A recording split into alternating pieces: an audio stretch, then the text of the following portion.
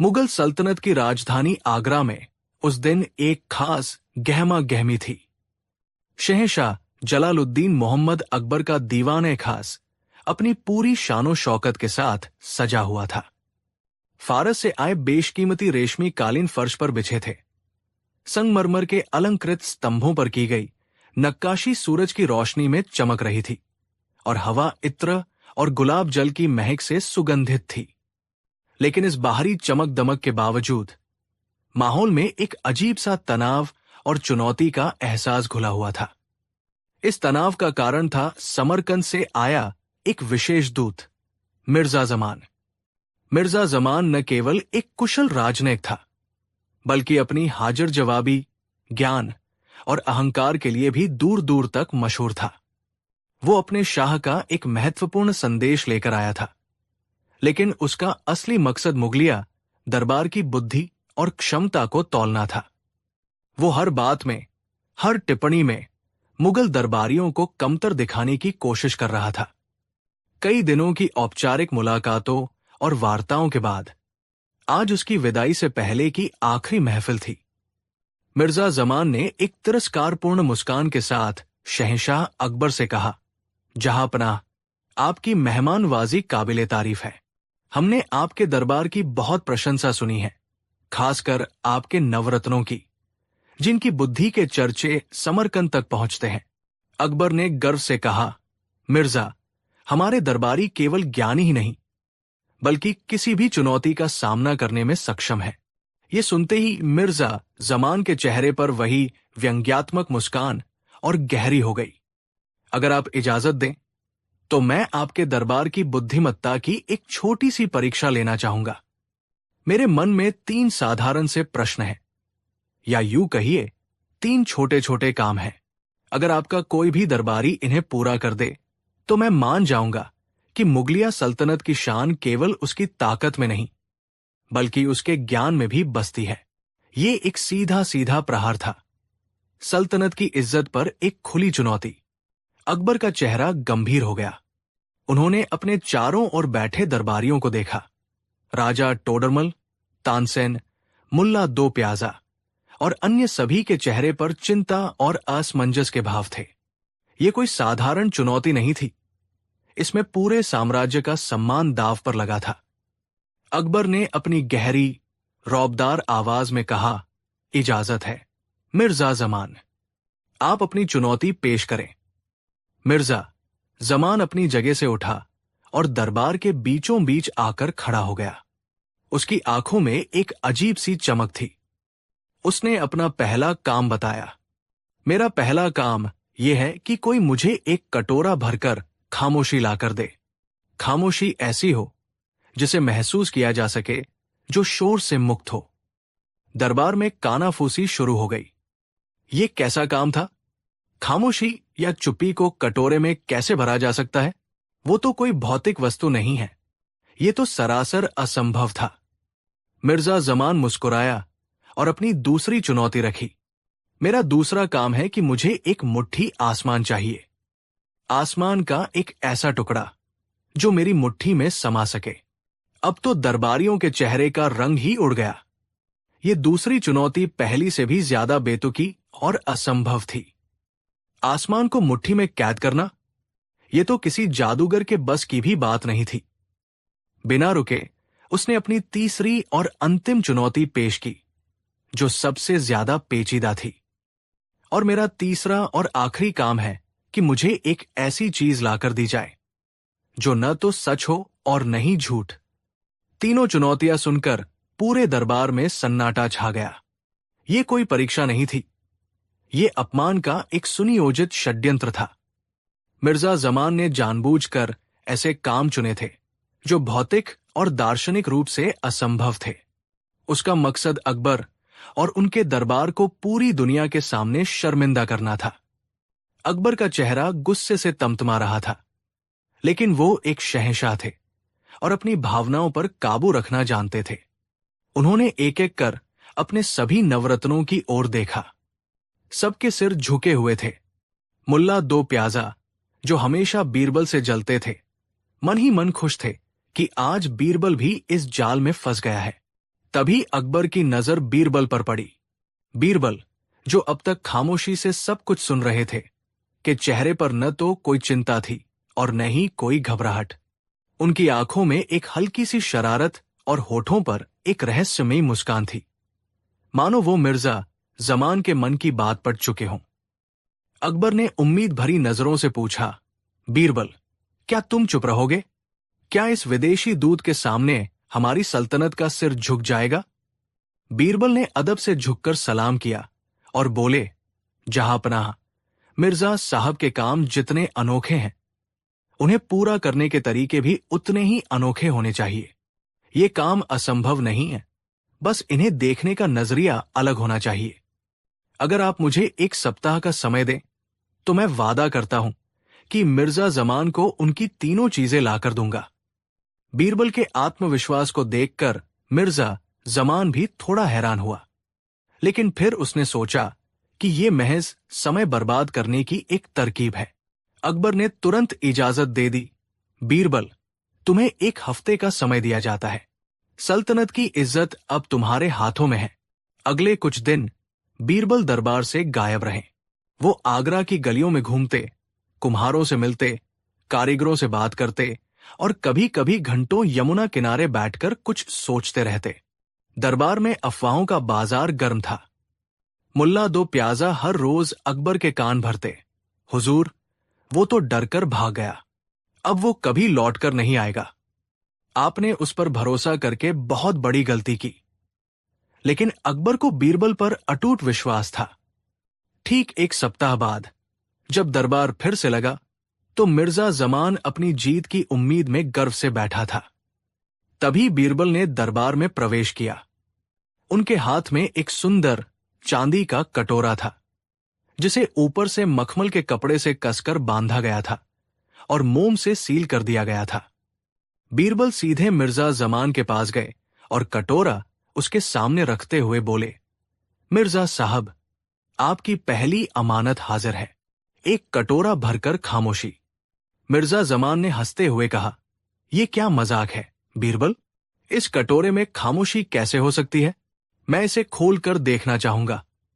बीरबल ने बड़ी विनम्रता से उत्तर दिया, जनाब, आप इसे बेशक खोल सकते हैं, लेकिन एक शर्त है। इस कटोरे में जो खामोशी है वो परम और शुद्ध है। ये वो खामोशी है जो सृष्टि की रचना से पहले ब्रह्मांड में व्याप्त थी।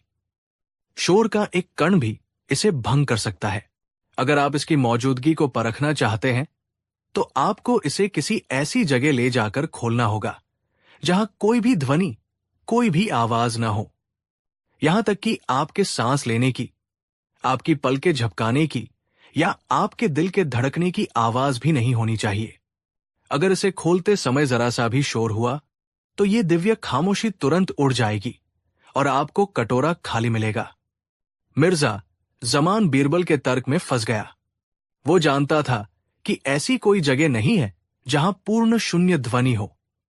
वो खुद एक जीवित प्राणी था और उसके शरीर से ही ध्वनि उत्पन्न होती थी। वो कटोरे को खोलकर बीरबल को झूठा साबित नहीं कर सकता था, क्योंकि खोलने की प्रक्रिया में ही वो शर्त तोड़ देता।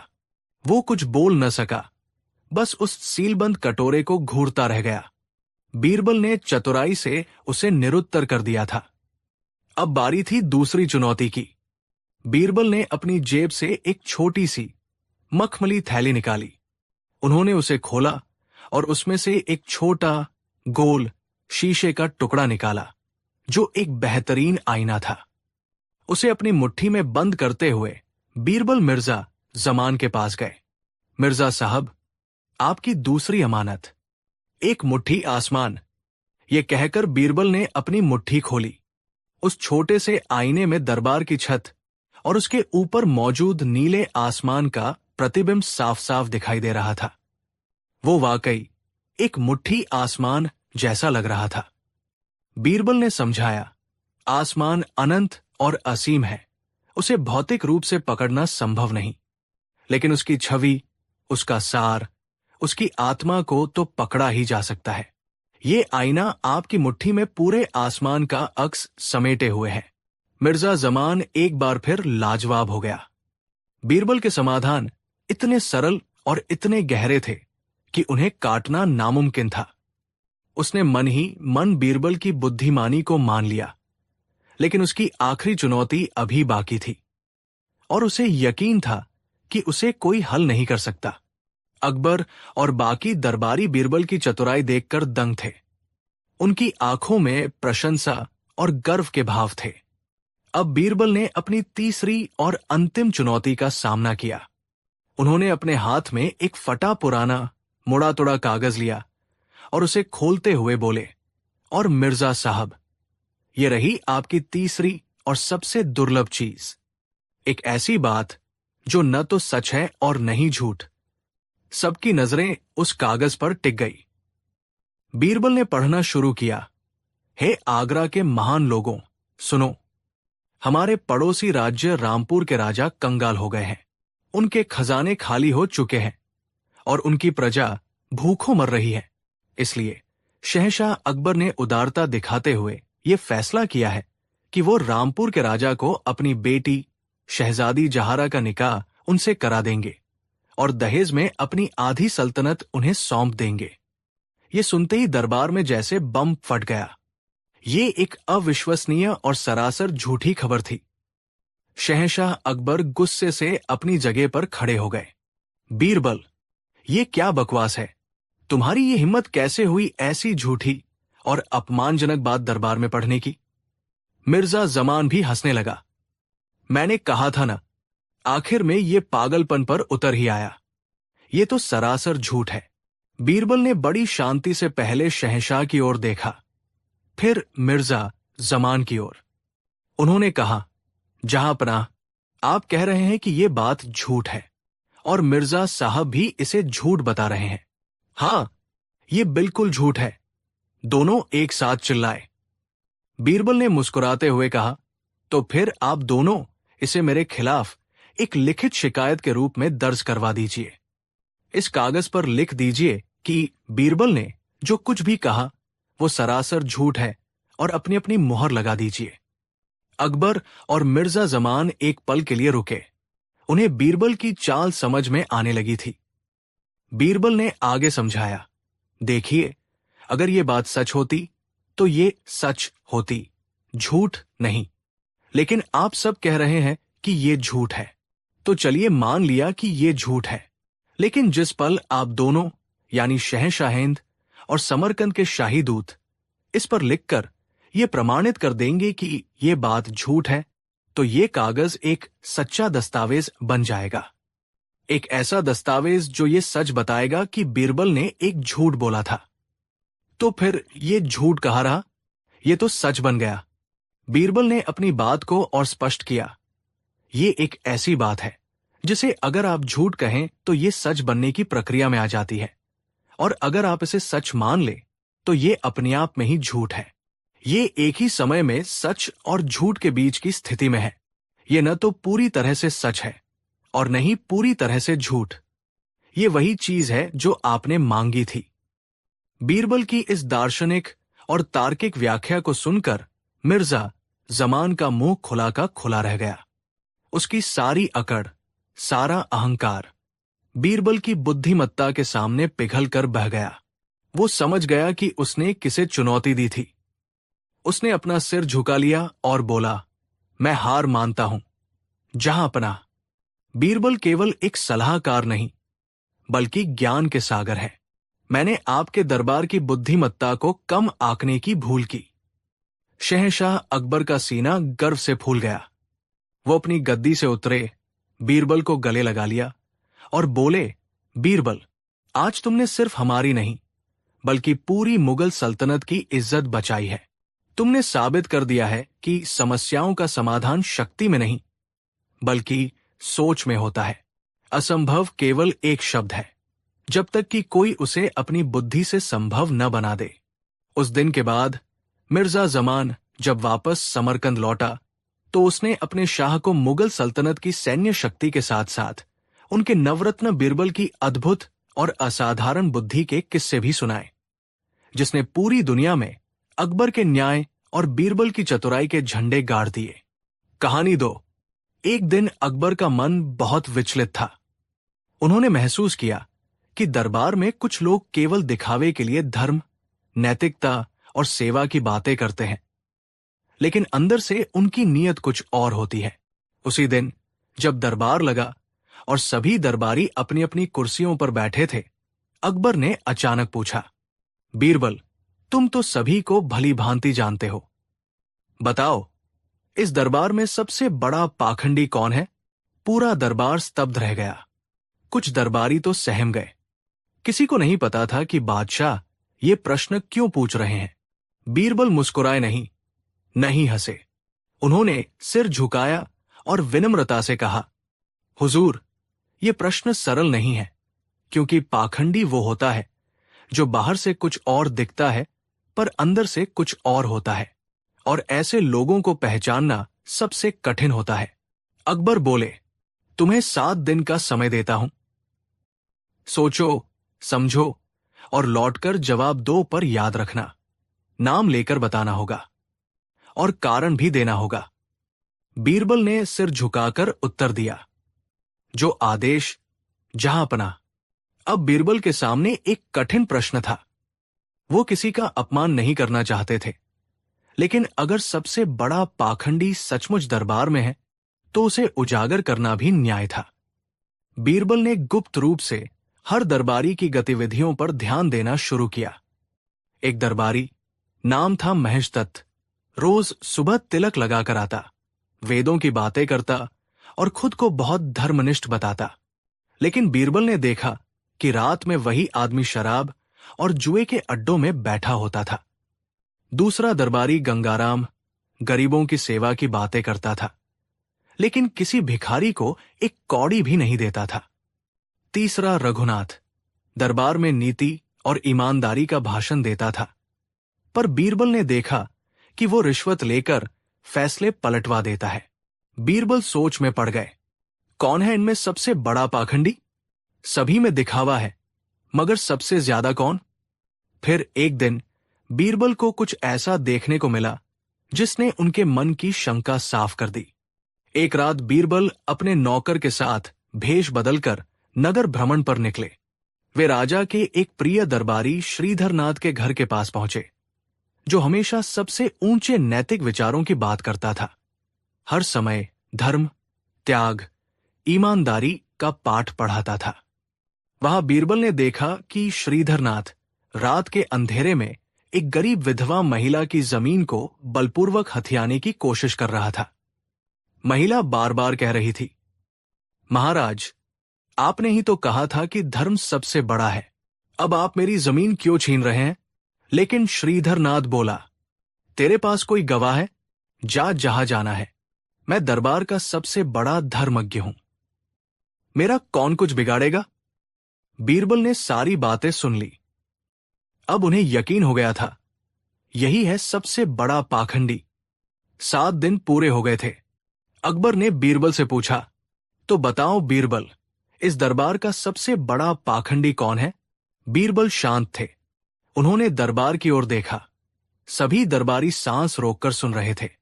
बीरबल बोले, हुजूर, इस दरबार में सबसे बड़ा पाखंडी है श्रीधरनाथ। पूरा दरबार सन्न रह गया। श्रीधरनाथ स्तब्ध रह गया और बोला, महाराज, ये मुझ पर बड़ा आरोप है। मैं तो हर समय धर्म की बातें करता हूं, गरीबों की सेवा करता हूं, मेरे ऊपर ऐसे आरोप क्यों? बीरबल बोले, हुजूर, मैं प्रमाण के बिना किसी पर आरोप नहीं लगाता। 7 रातों से मैं दरबारियों की गतिविधियां देख रहा था और मैंने देखा कि श्रीधरनाथ, जो दिन में धर्म की बातें करता है, रात को गरीबों की जमीन पर जोरजबरदस्ती करता है। यही नहीं, वो लोगों को धमकाता है और कहता है कि मैं दरबारी हूं, मुझे कोई नहीं छू सकता। अकबर बोले, क्या तुम्हारे पास प्रमाण है? बीरबल ने 2 गवाह पेश किए, वो विधवा महिला और उसका बेटा। विधवा ने कहा, जहांपना, मैंने श्रीधरनाथ से कई बार कहा कि मेरी जमीन मत छीनिए, लेकिन उन्होंने कहा कि वे दरबार में मेरी कोई बात नहीं सुनने देंगे। श्रीधरनाथ अब कुछ न कह सका। अकबर बहुत क्रोधित हुए। उन्होंने कहा, जिस व्यक्ति ने धर्म को ढाल बनाकर अधर्म किया, वो दरबार का सबसे बड़ा दोषी है। ऐसे पाखंडी को दंड मिलना चाहिए। अकबर ने श्रीधरनाथ को तुरंत दरबार से निष्कासित कर दिया और उस विधवा महिला की जमीन उसे वापस दिलवा दी। इसके बाद अकबर बोले, बीरबल, आज तुमने केवल एक पाखंडी को उजागर नहीं किया, तुमने पूरे दरबार को यह सिखाया है कि बोलने से बड़ा होता है आचरण। बीरबल झुककर बोले, जहां पनाह, असली धर्म वही है जो किसी का भला करे, जो भीतर से भी सच्चा हो। जो केवल बात करे और आचरण में न हो, वही सबसे बड़ा पाखंडी है। सीख, धर्म, ईमानदारी, सेवा की बातें करना आसान है, लेकिन वही सच्चा है जो उन्हें जीता है, न कि बोलता है। जो दूसरों को नीचा दिखाकर खुद को श्रेष्ठ दिखाए, वो पाखंडी है। बीरबल ने यह सिखाया कि चतुराई का सही उपयोग तभी है जब उससे किसी झूठे चेहरे का नकाब उतरे। कहानी 3। आगरा शहर की सुबह हमेशा की तरह गुलजार थी। यमुना के घाटों पर धोबियों के कपड़ों के फटकने की आवाज, बाजारों में व्यापारियों की चहल पहल और मसालों की मिलीजुली खुशबू हवा में तैर रही थी। मुगल सल्तनत की राजधानी में जीवन अपनी गति से चल रहा था और इस सल्तनत के शीर्ष पर थे शहंशाह जलालुद्दीन मोहम्मद अकबर, जो अपने न्याय और विवेक के लिए जाने जाते थे। लेकिन सत्ता की चमक के नीचे अंधेरे कोने भी पनपते हैं, जहां अन्याय और भ्रष्टाचार अपनी जड़ें जमा लेते हैं।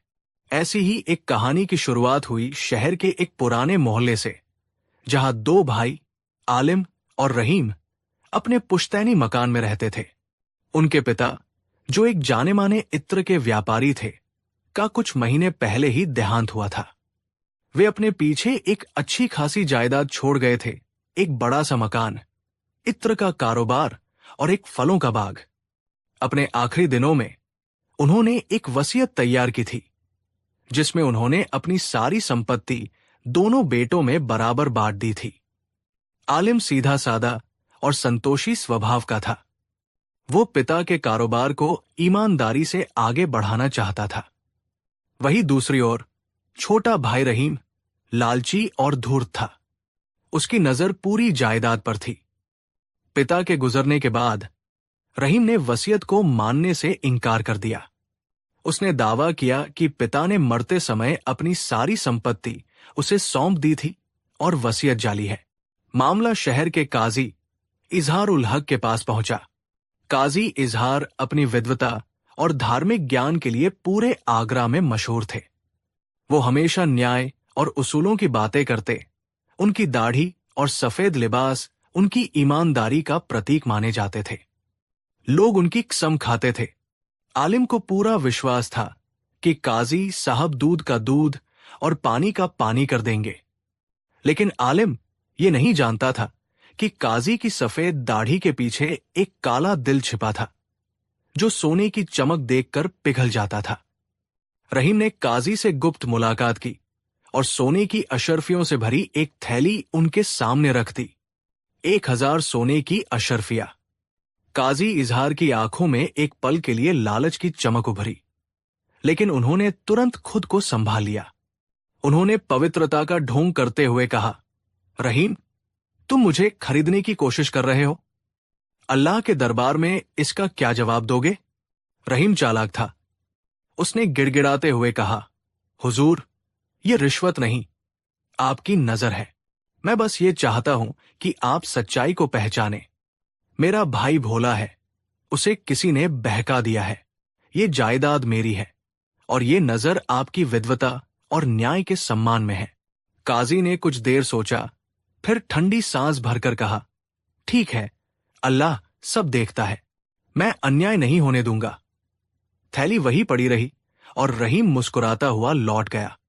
अगले दिन जब अदालत लगी, काजी इजहार उल हक ने दोनों भाइयों की दलीलें सुनी। आलिम ने कांपते हाथों से असली वसीयत पेश की, जिस पर उसके पिता के दस्तखत और 2 गवाहों के निशान थे। रहीम ने झूठे आंसू बहाते हुए कहा कि ये वसीयत उसके भाई ने लालच में आकर खुद बनवाई है। काजी ने वसीयत को गौर से देखने का नाटक किया। फिर उन्होंने अपनी मेज पर हाथ पटकते हुए गंभीरता से कहा, "यह वसीयत सरासर जाली है। इस पर लगे दस्तखत असली नहीं लगते। गवाह भी भरोसे के काबिल नहीं है।" उन्होंने रहीम के पक्ष में फैसला सुना दिया। आलिम को न केवल अपनी जायदाद से बेदखल कर दिया गया, बल्कि उस पर धोखाधड़ी का इल्जाम भी लगा दिया गया। आलिम पर मानो आसमान टूट पड़ा। वो चीखता रहा, अपनी ईमानदारी की दुहाई देता रहा, लेकिन उसकी आवाज नक्कार खाने में तूती की तरह दबकर रह गई। उसे घर से निकाल दिया गया। वो रातों रात अमीर से फकीर हो गया। उसके पास न घर था, न पैसा। कुछ दिन उसने दोस्तों और रिश्तेदारों के यहां गुजारे, लेकिन जल्द ही सबने मुंह फेर लिया। निराश और हताश आलिम ने आखिरी उम्मीद के तौर पर शहंशाह अकबर के दरबार में गुहार लगाने का फैसला किया। कई दिनों की मशक्कत के बाद उसे दीवान आम में अपनी फरियाद सुनाने का मौका मिला। फटे पुराने कपड़ों में भूखा और कमजोर आलिम शहंशाह के सामने खड़ा हुआ। उसकी आंखों में आंसू थे और आवाज में दर्द।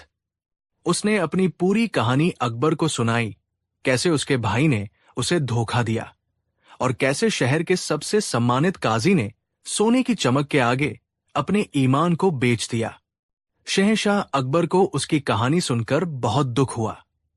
वो एक न्यायप्रिय शासक थे और अपनी प्रजा के साथ अन्याय बर्दाश्त नहीं कर सकते थे, लेकिन काजी इजहारुल हक पर इल्जाम लगाना कोई छोटी बात नहीं थी। वो सल्तनत के एक ऊंचे ओहदे पर था और उसकी ईमानदारी की मिसालें दी जाती थी। बिना ठोस सबूत के उस पर कार्रवाई करना मुश्किल था। अकबर ने आलिम को आश्वासन दिया कि उसके साथ न्याय होगा और उसे शाही मेहमान खाने में ठहरा दिया। शाम को जब दीवान-ए-खास में चुनिंदा दरबारी मौजूद थे, अकबर ने यह मामला अपने सबसे करीबी और बुद्धिमान सलाहकार बीरबल के सामने रखा। बीरबल ने पूरी कहानी बड़े ध्यान से सुनी। उनकी आंखों में एक खास तरह की चमक थी, जो किसी भी पहेली को सुलझाने से पहले दिखाई देती थी। अकबर ने चिंतित स्वर में कहा, "बीरबल, हम क्या करें? आलिम की बातों में सच्चाई लगती है, लेकिन काजी के खिलाफ हमारे पास कोई सबूत नहीं है। अगर हम सीधे उससे पूछताछ करेंगे, तो वो अपनी चालाकी से साफ बच निकलेगा।" बीरबल ने मुस्कुराते हुए कहा, "जहांपनाह, चिंता न करें। कभी कभी सच दस्तावेजों में नहीं, बल्कि इंसान के किरदार में छिपा होता है, और लालची इंसान का किरदार ज्यादा देर तक पर्दे में नहीं रह सकता। हमें बस सही पर्दा उठाने की जरूरत है।" "लेकिन कैसे, बीरबल?" अकबर ने पूछा। "इसके लिए हमें खुद एक नाटक रचना होगा।" जहांपनाह, बीरबल ने अपनी योजना बताते हुए कहा, "हमें काजी के लालच को उसी के खिलाफ हथियार बनाना होगा। हमें उसे एक ऐसा चारा डालना होगा जिसे वो नजरअंदाज न कर सके।" बीरबल की योजना के अनुसार अगले दिन आगरा के बाजारों में ये खबर फैल गई कि फारस से 2 अमीर सौदागर आए हैं। एक का नाम था सुलेमान और दूसरे का फरीद। वे अपने साथ बेशकीमती हीरे जवाहरात और मलमल के थान लेकर आए थे। ये खबर काजी इजहारुल हक के कानों तक भी पहुंची। शाम के वक्त 2 अजनबी काजी के आलीशान घर पहुंचे। ये कोई और नहीं, बल्कि भेष बदले हुए शहंशाह अकबर और बीरबल थे। अकबर एक अमीर रौबदार फारसी सौदागर सुलेमान बने थे और बीरबल उनके मुंशी फरीद के रूप में साथ थे। काजी ने उनका भव्य स्वागत किया। उसे लगा कि ये अमीर सौदागर शायद उससे कोई व्यापारिक सलाह लेने या कोई दान देने आए होंगे। कुछ देर की औपचारिक बातों के बाद बीरबल फरीद के भेष में ने धीरे से मुद्दे की बात छेड़ी। "काजी साहब, हम एक बड़ी उलझन में हैं और सुना है कि आगरा में आपसे बड़ा कोई न्यायप्रिय और बुद्धिमान व्यक्ति नहीं है।" काजी ने गर्व से अपनी दाढ़ी पर हाथ फेरते हुए कहा, "कहिए, क्या बात है? अल्लाह ने हमें जो भी थोड़ी बहुत समझ दी है, उससे आपकी मदद करने की कोशिश करेंगे।" बीरबल ने एक कहानी गढ़ी। "हुजूर, मैं और मेरे मालिक सौदागर सुलेमान एक साथ कारोबार करते हैं। हम फारस से एक संदूक लेकर आए हैं, जिसमें हमारी जिंदगी भर की कमाई यानी बेशकीमती हीरे जवाहरात है। अब आगरा आकर मेरे मालिक की नीयत खराब हो गई है। वो कहते हैं कि सारा माल उनका है और मेरा उसमें कोई हिस्सा नहीं है, जबकि आधा हिस्सा मेरा है। अकबर सुलेमान के भेष में ने तुरंत गुस्से का नाटक करते हुए कहा, झूठ, ये सरासर झूठ बोल रहा है। ये मेरा नौकर है। मैंने इसे अपनी दया से कुछ हिस्सा देने का वादा किया था, लेकिन अब इसकी बदतमीजी देखकर मैं इसे एक कौड़ी भी नहीं दूंगा। दोनों में झूठी बहस शुरू हो गई। काजी उनकी बातें सुनकर मन ही मन खुश हो रहा था। उसे लगा कि ये एक बड़ा सुनहरा मौका है। हीरे जवाहरातों का मामला था, यानी इसमें मोटी कमाई हो सकती थी। काजी ने गंभीर चेहरा बनाकर कहा, शांत हो जाइए। आप दोनों की बातें मैंने सुनी। न्याय तो होकर रहेगा, लेकिन इसके लिए सबूत चाहिए होंगे। क्या आपके पास कोई दस्तावेज है? बीरबल ने दुखी चेहरा बनाकर कहा, हुजूर, हम तो भरोसे पर कारोबार करते थे। कोई कागजात नहीं है। अब आप ही हमारा सहारा है। फिर वो थोड़ा काजी के करीब आया और फुसफुसाते हुए बोला, काजी साहब, आप बस मेरे हक में फैसला सुना दीजिए। संदूक में जितने भी जवाहरात हैं, उनका 20% हिस्सा मैं चुपचाप आपकी सेवा में पेश कर दूंगा। 20%? काजी के कान खड़े हो गए। उसने अंदाजा लगाया कि ये रकम हजारों लाखों अशरफियों के बराबर होगी। उसके दिल में लालच का सैलाब उमड़ पड़ा, लेकिन उसने चेहरे पर जाहिर नहीं होने दिया। उसने डांटने का नाटक करते हुए कहा, छे छे, कैसी बातें करते हो फरीद? तुम मुझे रिश्वत देने की जुर्रत कर रहे हो? मैं अल्लाह से डरता हूं। अब अकबर ने अपना दाव चला। वो भी काजी के पास जाकर बोला, काजी साहब, इस नमकहराम की बातों में मत आइए। आप मेरे पक्ष में फैसला दीजिए। मैं आपको 30% हिस्सा दूंगा और ऊपर से फारस के बेहतरीन कालीन भी तोहफे में दूंगा। अब काजी की हालत खराब हो गई। एक तरफ 20, दूसरी तरफ 30%। उसका लालच चरम पर था। उसने सोचा कि जो ज्यादा देगा, फैसला उसी के हक में होगा। उसने सुलेमान, अकबर की तरफ देखकर कहा, सौदागर सुलेमान, तुम्हारी बातों में वजन लगता है, लेकिन मुझे सोचने के लिए वक्त चाहिए। तुम लोग कल सुबह अदालत में आना, मैं वही फैसला सुनाऊंगा। फिर उसने धीरे से अकबर के कान में कहा, लेकिन सौदागर, मुझे तुम्हारी बात पर यकीन कैसे हो? फैसला सुनाने से पहले मुझे कुछ बयाना तो मिलना चाहिए। यह सुनकर बीरबल और अकबर मन ही मन मुस्कुराए। मछली कांटे में फंस चुकी थी। अकबर ने कहा, जरूर काजी साहब, आप हुक्म कीजिए। काजी ने चारों तरफ देखकर कहा, देखो, मैं सीधा सीधा कुछ नहीं ले सकता। मेरी इज्जत का सवाल है। एक काम करो, मेरे घर में एक पुराना खोखला आसा यानी लाठी है। ये मेरे पुरखों की निशानी है। तुम लोग कल अदालत में आते समय उस आसा में सोने की 500 अशरफिया भरकर ले आना। जब मैं फैसला सुनाऊंगा तो तुम वह आसा मुझे तोहफे के तौर पर सबके सामने भेंट कर देना। कोई शक भी नहीं करेगा और मेरा काम भी हो जाएगा। जो हुक्म काजी साहब, कहकर दोनों वहां से चले आए। महल वापस आकर अकबर बीरबल की बुद्धिमानी पर हैरान थे। वाह बीरबल, तुमने तो काजी को उसी के जाल में फंसा दिया। बीरबल ने कहा, जहांपनाह, अभी तो खेल शुरू हुआ है। असली पर्दाफाश तो कल भरी अदालत में होगा। अगली सुबह शहंशाह अकबर का दरबार लगा हुआ था। सभी दरबारी, मंत्री और अमीर अपनी अपनी जगहों पर बैठे थे। काजी इजहारुल हक भी अपने ऊंचे आसन पर विराजमान थे। उनके चेहरे पर एक अजीब सी चमक और आत्मविश्वास था। वो बेसब्री से फारसी सौदागरों का इंतजार कर रहे थे। बीरबल ने पहले आलिम और रहीम के मामले को दोबारा पेश करने की इजाजत मांगी। अकबर ने इजाजत दे दी। काजी ने फिर से वही पुराना राग अलापा। इस मामले में फैसला हो चुका है। वसीयत जाली है और जायदाद रहीम की है। आलिम बेचारा सिर झुकाए खड़ा था। तभी दरबार में सौदागर सुलेमान और मुंशी फरीद, अकबर और बीरबल दाखिल हुए। उनके हाथ में वही पुराना नक्काशीदार आसा था। उन्हें देखते ही काजी का चेहरा खिल गया। उसने सोचा कि उसका बयाना आ गया है। अकबर ने आगे बढ़कर कहा, काजी साहब, हम आपके न्याय के कायल हो गए। आपने हमारी उलझन सुलझाने का वादा किया है। हम आपके लिए एक छोटा सा तोहफा लाए हैं। यह आपके पुरखों का आसा है, इसे कबूल फरमाएं। काजी ने बड़ी अदा से हाथ आगे बढ़ाया और कहा, अरे, इसकी क्या जरूरत थी? ये तो हमारा फर्ज है। जैसे ही काजी ने आसा पकड़ने के लिए हाथ बढ़ाया, बीरबल अचानक जोर से चिल्लाए, ठहरिए जहांपनाह, 1 मिनट। पूरा दरबार सन्न रह गया। बीरबल ने अपनी नकली दाढ़ी और पगड़ी उतार दी। उन्हें उनके असली रूप में देखकर सबके होश उड़ गए, खासकर काजी इजहारुल हक के। उसका चेहरा सफेद पड़ गया और हाथ हवा में ही कांपने लगे। बीरबल ने शहंशाह अकबर की तरफ झुककर कहा, जहांपनाह, इस काजी की ईमानदारी देखिए।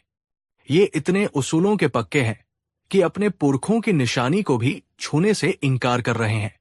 शायद इसलिए क्योंकि ये जानते हैं कि इस खोखले आसा के अंदर क्या छिपा है। अकबर ने गरजती हुई आवाज में कहा, काजी इजहारुल हक, क्या यह सच है? काजी के मुंह से आवाज नहीं निकल रही थी। वो पत्थर की मूरत बन गया था। बीरबल ने आगे बढ़कर काजी के हाथ से वो आसा ले लिया और उसे जमीन पर जोर से पटका। खटाक की आवाज के साथ आसा टूट गया और उसमें से सोने की अशर्फिया फर्श पर बिखर गई। पूरा दरबार हैरान था। सब कानाफूसी करने लगे। बीरबल ने एक अशर्फी उठाते हुए कहा, जहांपनाह, ये सिर्फ सोना नहीं है, ये इस काजी के बेईमान होने का सबूत है। ये वही 500 अशर्फिया है जो इसने फारसी सौदागरों के मामले में उनके हक में फैसला सुनाने के लिए बतौर बयाना मांगी थी। फिर बीरबल ने रहीम की तरफ इशारा करते हुए कहा, और जहांपनाह, इस काजी का यह पहला कारनामा नहीं है। इसने इस बेचारे आलिम का हक छीनने के लिए रहीम से भी 1000 सोने की अशर्फियों की रिश्वत ली थी। हमारे पास इस बात का भी सबूत है। रहीम ये सब देखकर थर-थर कांप रहा था। उसे लगा कि अब वो नहीं बचेगा। वो फौरन शहंशाह के कदमों में गिर पड़ा और रो रो कर अपना गुनाह कबूल कर लिया। उसने बताया कि कैसे उसने काजी को रिश्वत देकर अपने भाई के खिलाफ झूठा फैसला लिखवाया था। अब सब कुछ शीशे की तरह साफ था। काजी इजहारुल हक का पर्दाफाश हो चुका था। उसकी बरसों की बनाई इज्जत, उसकी ईमानदारी का नकाब एक ही पल में तार-तार हो गया था। वो सिर झुकाए अपमान और डर से कांप रहा था। शहंशाह अकबर का चेहरा गुस्से से लाल हो गया। वो अपने सिंहासन से उठे और बोले, काजी इजहारुल हक, हमने तुम्हें न्याय की कुर्सी पर इसलिए बिठाया था ताकि तुम गरीबों और मजलूमों की मदद करो, लेकिन तुमने तो न्याय का ही सौदा कर लिया। तुमने न सिर्फ अपने पद का बल्कि अल्लाह के नाम का भी अपमान किया है। तुम्हारी जगह इस दरबार में नहीं बल्कि काल कोठरी में है। अकबर ने हुक्म दिया कि काजी को तुरंत गिरफ्तार कर लिया जाए, उसकी सारी संपत्ति जब्त कर ली जाए और उसे उम्र कैद की सजा दी जाए। रहीम को भी रिश्वत देने के जुर्म में सजा दी गई, लेकिन उसके गुनाह कबूल करने के कारण उसकी सजा कुछ कम कर दी गई। आलिम को उसकी सारी जायदाद वापस मिल गई। उसकी आंखों में खुशी के आंसू थे। उसने शहंशाह अकबर और बीरबल का लाखों बार शुक्रिया अदा किया। दरबार खत्म होने के बाद अकबर ने बीरबल को गले लगा लिया और कहा, बीरबल, आज तुमने एक बार फिर साबित कर दिया कि बुद्धि और विवेक से बड़ी कोई तलवार नहीं। तुमने न केवल एक बेईमान को सजा दिलाई बल्कि न्याय पर लोगों के भरोसे को टूटने से भी बचा लिया। बीरबल ने विनम्रता से सिर झुकाकर कहा, जहांपनाह, ये तो आपका प्रताप है। आपने मुझे मौका दिया, मैंने तो बस अपना फर्ज निभाया। जब तक सल्तनत में आप जैसा न्यायप्रिय बादशाह और सच के लिए लड़ने वाले लोग मौजूद हैं, तब तक कोई भी बेईमान काजी या भ्रष्ट अधिकारी अपने मंसूबों में कामयाब नहीं हो सकता। ये कहानी पूरे आगरा में आग की तरह फैल गई। लोगों को ये सबक मिला कि सच्चाई और ईमानदारी की राह भले ही मुश्किल हो, लेकिन जीत हमेशा उसी की होती है। और बेईमानी का नकाब चाहे कितना भी खूबसूरत क्यों न हो, एक न एक दिन उतर ही जाता है। कहानी 4। एक दिन दरबार में 4 पंडित आए। सफेद वस्त्र, तिलक, भारी पोथी और आत्मविश्वास से भरी वाणी। चारों का दावा था कि वे बेहद विद्वान हैं और उनके पास ऐसे ऐसे ज्ञान है जो इस धरती पर किसी के पास नहीं। उनमें से एक पंडित ने गर्व से कहा, हम चारों अलग अलग विद्याओं के ज्ञाता हैं। ज्योतिष, तंत्र मंत्र, वेद पुराण और हस्तरेखा। किसी से भी हमारी तुलना मत कीजिए, क्योंकि हम स्वयं प्रमाण हैं। बादशाह अकबर थोड़ा प्रभावित हुए। उन्होंने पूछा, तो आप सभी में सबसे बड़ा कौन है? पंडित बोले, हम सब बराबर हैं, लेकिन किसी को संदेह हो तो परीक्षा ले ले। अकबर मुस्कुराए और बोले, दरबार में सबसे चतुर बीरबल है। अगर आप बीरबल की परीक्षा में खरे उतरें, तभी हम मानेंगे कि आप सच्चे पंडित हैं। चारों पंडितों के चेहरे थोड़ा मुरझा गए, लेकिन दिखावा जारी रहा। हमें मंजूर है। अकबर ने बीरबल को बुलवाया और कहा, बीरबल, इन चारों पंडितों की परीक्षा लो और पता लगाओ कि इनका ज्ञान कितना गहरा है। लेकिन ध्यान रहे, अपमान नहीं होना चाहिए। बीरबल मुस्कुराए, जहां पनाह, पंडितों को अपमानित नहीं करूंगा, पर सत्य का पर्दाफाश जरूर करूंगा। बीरबल अगले दिन बिना किसी सवाल जवाब के चारों पंडितों को अपने घर भोज पर आमंत्रित करते हैं। आप जैसे विद्वानों का चरण स्पर्श करना सौभाग्य होगा। ये कहकर बीरबल ने उन्हें सम्मान पूर्वक आमंत्रित किया। चारों पंडित इस सम्मान से बहुत प्रसन्न हुए और मन ही मन सोचा, हम तो बस नाम का ढोंग करते हैं, बीरबल भी हमारी चतुराई को नहीं पहचान पाएंगे। रात को बीरबल के घर पहुंचते ही चारों पंडित अलग अलग कमरों में बैठा दिए गए। बीरबल ने प्रत्येक के पास एक नौकर भेजा जो अलग अलग भूमिका निभा रहा था। हर नौकर को बीरबल ने एक ही आदेश दिया था, इनसे बातों बातों में ये पूछना कि उनके विषय में उन्हें सबसे कठिन प्रश्न क्या लगता है, और फिर वही प्रश्न अगले दिन दरबार में मैं पूछूंगा। नौकरों ने पंडितों से मीठी मीठी बातें करते हुए वो सबसे कठिन प्रश्न बड़ी चतुराई से पूछ लिया। अब बीरबल के पास चारों पंडितों की सबसे कमजोर कड़ी, उनका अज्ञान, सामने था। अगले दिन दरबार में विशेष व्यवस्था की गई। चारों पंडित फिर से अपने ग्रंथ और आभूषणों से सजे थे। अकबर ने सबके सामने कहा, आज बीरबल की परीक्षा है। जो इन चारों पंडितों की सच्चाई जान लेगा। बीरबल पहले पंडित की ओर बढ़े।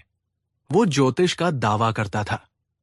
बीरबल ने मुस्कुराकर पूछा, आप तो ग्रहों के ज्ञाता हैं, बताइए राहु और केतु का निर्माण कैसे हुआ था, और इनके पास कोई भौतिक शरीर क्यों नहीं होता?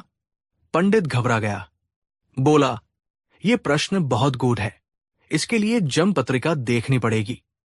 बीरबल बोले, अरे नहीं, आप तो जम पत्रिका के बिना भी सब जान लेते हैं।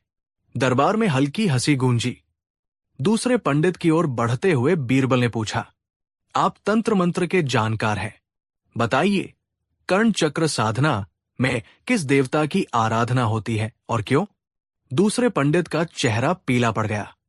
बोला, ये तो बहुत गुप्त विद्या है, इसे दरबार में नहीं बताया जा सकता। बीरबल बोले, परंतु आप तो कह रहे थे कि आपका ज्ञान सर्वोपरि है। तीसरे और चौथे पंडित से भी उन्होंने उसी तरह के कठिन प्रश्न पूछे जो उनके ही मुंह से निकले थे पिछली रात। अब चारों पंडित एक दूसरे को देख रहे थे, जैसे फंस गए हों। बीरबल ने सबके सामने घोषणा की, जहांपना ये चारों पंडित अलग अलग विषयों के ज्ञानी नहीं, बल्कि एक ही झूठ के 4 रूप हैं। ये लोग गांव गांव घूमकर धन बटोरते हैं। इनके पास न तो विद्या है, न शास्त्र का ज्ञान, सिर्फ ढोंग है, दिखावा है। अकबर ने आश्चर्य से पूछा, पर तुमने ये कैसे जाना? बीरबल ने बताया, मैंने इन्हें अलग अलग कमरे में बैठाया और अपने नौकरों को मित्र बनाकर भेजा। इनसे पूछा कि किस विषय में उन्हें सबसे कठिनाई होती है। फिर वही सवाल दरबार में पूछा और जवाब किसी के पास नहीं था। अकबर मुस्कुराए और बोले, वाह बीरबल, तुमने बिना अपमान के इनका झूठ भी पकड़ लिया और दरबार की गरिमा भी बनाए रखी। चारों पंडित अब सिर झुकाए खड़े थे। बीरबल ने उन्हें देखते हुए कहा, अगर सच में ज्ञान चाहिए तो ईमानदारी से अध्ययन कीजिए, वरना आज नहीं कल जनता खुद आपका झूठ पकड़ लेगी। अकबर ने चारों पंडितों को आदेश दिया कि वे सार्वजनिक रूप से क्षमा मांगे और राजधानी छोड़े। तुम्हें कोई दंड नहीं दिया जाएगा, पर अगली बार तुम्हारी जगह सीधी जेल होगी। पंडितों ने सिर झुकाकर माफी मांगी और वहां से चले गए। बीरबल की चतुराई से दरबार फिर से गूंज उठा प्रशंसा से। अकबर ने बीरबल की पीठ थपथपाते हुए कहा, तुम्हारी यही विशेषता है बीरबल, तुम बिना तलवार उठाए युद्ध जीत लेते हो। बीरबल मुस्कुराए, जहां पनाह, अगर सत्य साथ हो तो कोई युद्ध कठिन नहीं लगता। सीख, इस कहानी से हमें ये शिक्षा मिलती है कि झूठ चाहे कितनी ही अच्छी पोशाक पहन ले, पर सत्य की आंखों से बच नहीं सकता।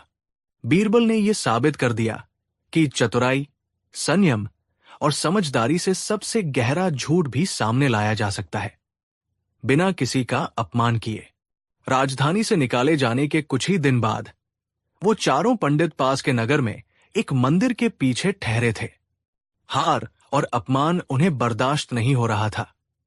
सबसे बड़ा पंडित बोला, बीरबल ने हमें दरबार से नहीं निकाला, हमारी आत्मा से सम्मान छीन लिया है, ये बदला तो लेना होगा। दूसरे ने कहा, इस बार हम उसे बुद्धि से नहीं हराएंगे, बल्कि ऐसी चाल चलेंगे कि वो खुद ही राजा के सामने अपराधी साबित हो जाए।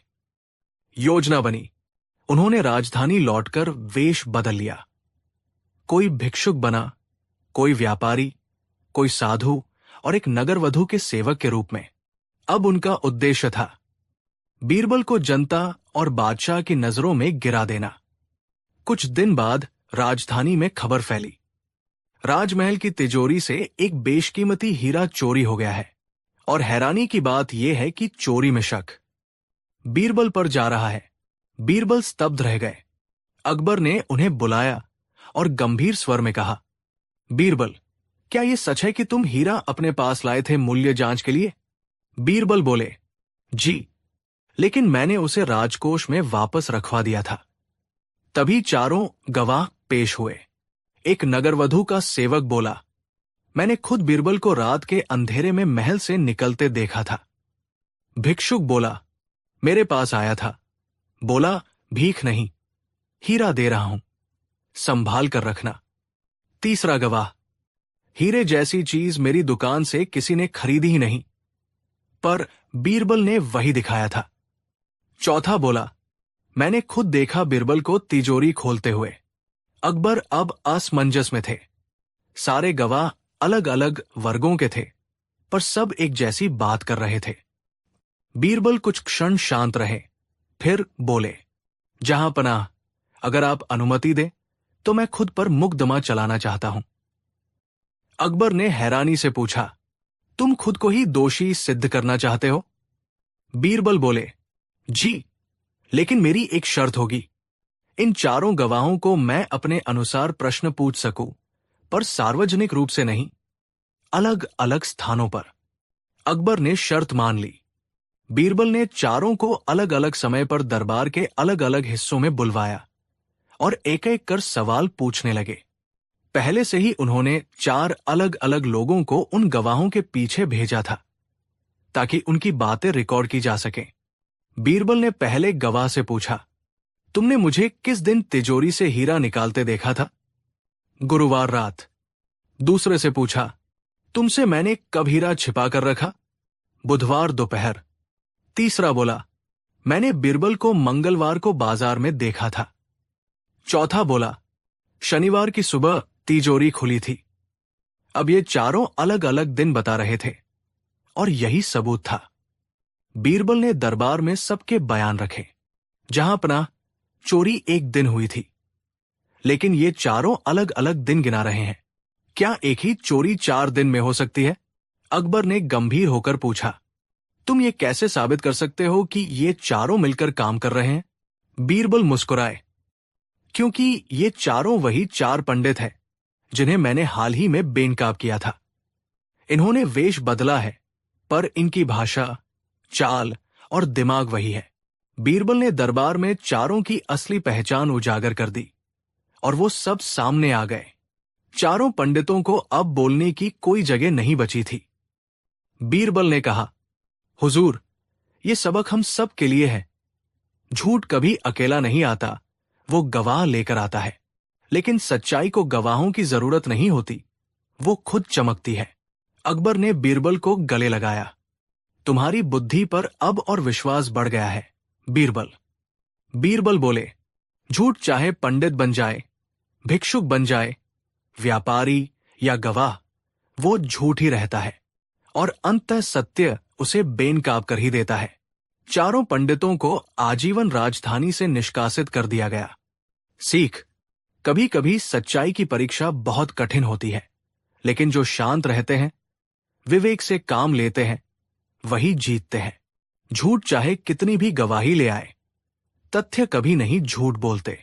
बीरबल की ये कहानी सिखाती है कि सच्चे इंसान को अपनी सच्चाई साबित करने का पूरा हक है, और जब वो करता है तो दुनिया झुकती है। कहानी 5। आगरा की उस दोपहर में सूरज अपनी पूरी तपिश पर था, लेकिन शहंशाह जलालुद्दीन मोहम्मद अकबर के दीवान खास का माहौल बाहर की गर्मी से कहीं ज्यादा गर्म था। संगमरमर के अलंकृत स्तंभों और फारसी कालीनों से सजे उस भव्य कक्ष में सल्तनत के सबसे चुनिंदा और शक्तिशाली लोग मौजूद थे, लेकिन हवा में मैत्री से अधिक प्रतिस्पर्धा और षड्यंत्र की गंध तैर रही थी। मुद्दा एक साधारण बहस से शुरू हुआ था। तानसेन ने अपनी नई धुन पर चर्चा छेड़ी थी। राजा टोडरमल सल्तनत के राजस्व के नए आंकड़ों पर बात कर रहे थे, और तभी मुल्ला दो प्याजा ने अपनी व्यंग्यात्मक शैली में टिप्पणी की, हुजूर, इस दरबार की सबसे बड़ी खूबी यही है कि यहां हर कोई खुद को सबसे बुद्धिमान समझता है। ये एक छोटा सा तीर था, लेकिन उसने कई दिलों को बेध दिया। दरबारियों में एक दूसरे को नीचा दिखाने की होड़ लग गई। कोई अपनी सैन्य जीतों का बखान करने लगा, तो कोई अपनी प्रशासनिक कुशलता का। काजी उल कुजात, मुख्य न्यायाधीश, अपनी न्यायप्रियता के किस्से सुनाने लगे, तो हकीम साहब अपनी चिकित्सा की चमत्कारी शक्तियों का। माहौल में एक अजीब सा तनाव और अहंकार घुल गया था। शहंशाह अकबर ये सब खामोशी से देख रहे थे। उनके चेहरे पर एक हल्की सी मुस्कान थी, लेकिन उनकी आंखों में गहरी सोच थी। वो अपने दरबारियों की इस आपसी खींचतान और अहंकार से भली भांति परिचित थे। वो जानते थे कि हर कोई उनकी नजरों में ऊपर उठने के लिए खुद को सर्वश्रेष्ठ साबित करना चाहता है, भले ही इसके लिए दूसरों को कमतर दिखाना पड़े। अचानक अकबर ने अपने हाथ से एक इशारा किया और पूरा दरबार शांत हो गया। एक भारी खामोशी छा गई, जिसे केवल फव्वारों के पानी की धीमी आवाज तोड़ रही थी। हमें आप सबकी बुद्धिमानी पर कोई शक नहीं है, शहंशाह ने एक गहरी और रौबदार आवाज में कहा, जो पूरे कक्ष में गूंज उठी। आप सब अपनी अपनी जगह नवरत्न हैं, लेकिन आज हमारे मन में एक सवाल कौंध रहा है, एक ऐसा सवाल जिसका जवाब शायद इस सल्तनत की सबसे बड़ी पहेली को सुलझा दे। सबकी सांसें थम गई। बीरबल, जो अब तक चुपचाप एक कोने में खड़े सब कुछ देख रहे थे, के कान भी खड़े हो गए। वो जानते थे कि जब भी जहांपनाह इस तरह की भूमिका बांधते हैं, तो कोई न कोई टेढ़ी खीर ही परोसी जाती है। अकबर ने अपनी नजरें एक एक कर सभी दरबारियों पर दौड़ाई और फिर बोले, हम ये जानना चाहते हैं कि हमारी राजधानी आगरा में ठीक ठीक कितने लोग बुद्धिमान हैं और कितने मूर्ख हैं। हमें एक सटीक गिनती चाहिए। सवाल सुनते ही दरबार में सन्नाटा छा गया। ये कोई सवाल नहीं था, ये एक असंभव पहेली थी। बुद्धि और मूर्खता को कोई कैसे तौल सकता था? इसका पैमाना क्या था? किसी की नजर में जो बुद्धिमान था, वो दूसरे की नजर में मूर्ख हो सकता था। मुल्ला दो प्याजा, जो हमेशा बीरबल को नीचा दिखाने का मौका ढूंढते थे, तुरंत बोले, जहांपनाह, ये तो बड़ा ही सरल कार्य है। जो लोग आपकी हुकूमत को मानते हैं और आपके हर फैसले की सराहना करते हैं, वे सब बुद्धिमान हैं, और जो आपकी शान में गुस्ताखी करने की सोचते भी हैं, वे सब मूर्ख हैं। अकबर मुस्कुराए। मुल्ला जी, आपकी चापलूसी काबिले तारीफ है, लेकिन ये हमारे सवाल का जवाब नहीं है। हमें अनुमान नहीं, गिनती चाहिए। अब मुख्य काजी आगे आए। अपनी लंबी दाढ़ी पर हाथ फेरते हुए बोले, आलम पनाह, इसका जवाब हमारे पवित्र ग्रंथों में है। जो व्यक्ति 5 वक्त की नमाज अदा करता है, रोजे रखता है और अल्लाह के बताए रास्ते पर चलता है, वो बुद्धिमान है। बाकी सब नादान और मूर्ख है। अगर हुक्म हो तो हम शहर के सभी इमामों की मदद से ऐसे लोगों की गिनती करवा सकते हैं। अकबर ने सिर हिलाया। काजी साहब, आपका सम्मान है, लेकिन हमारी प्रजा में हर धर्म के लोग हैं। बुद्धि किसी एक मजहब की जागीर नहीं होती। ये पैमाना भी अधूरा है। एक एक कर कई दरबारियों ने अपनी अपनी दलीलें पेश की। किसी ने कहा कि जो पढ़े लिखे हैं वे बुद्धिमान हैं और जो अनपढ़ हैं वे मूर्ख।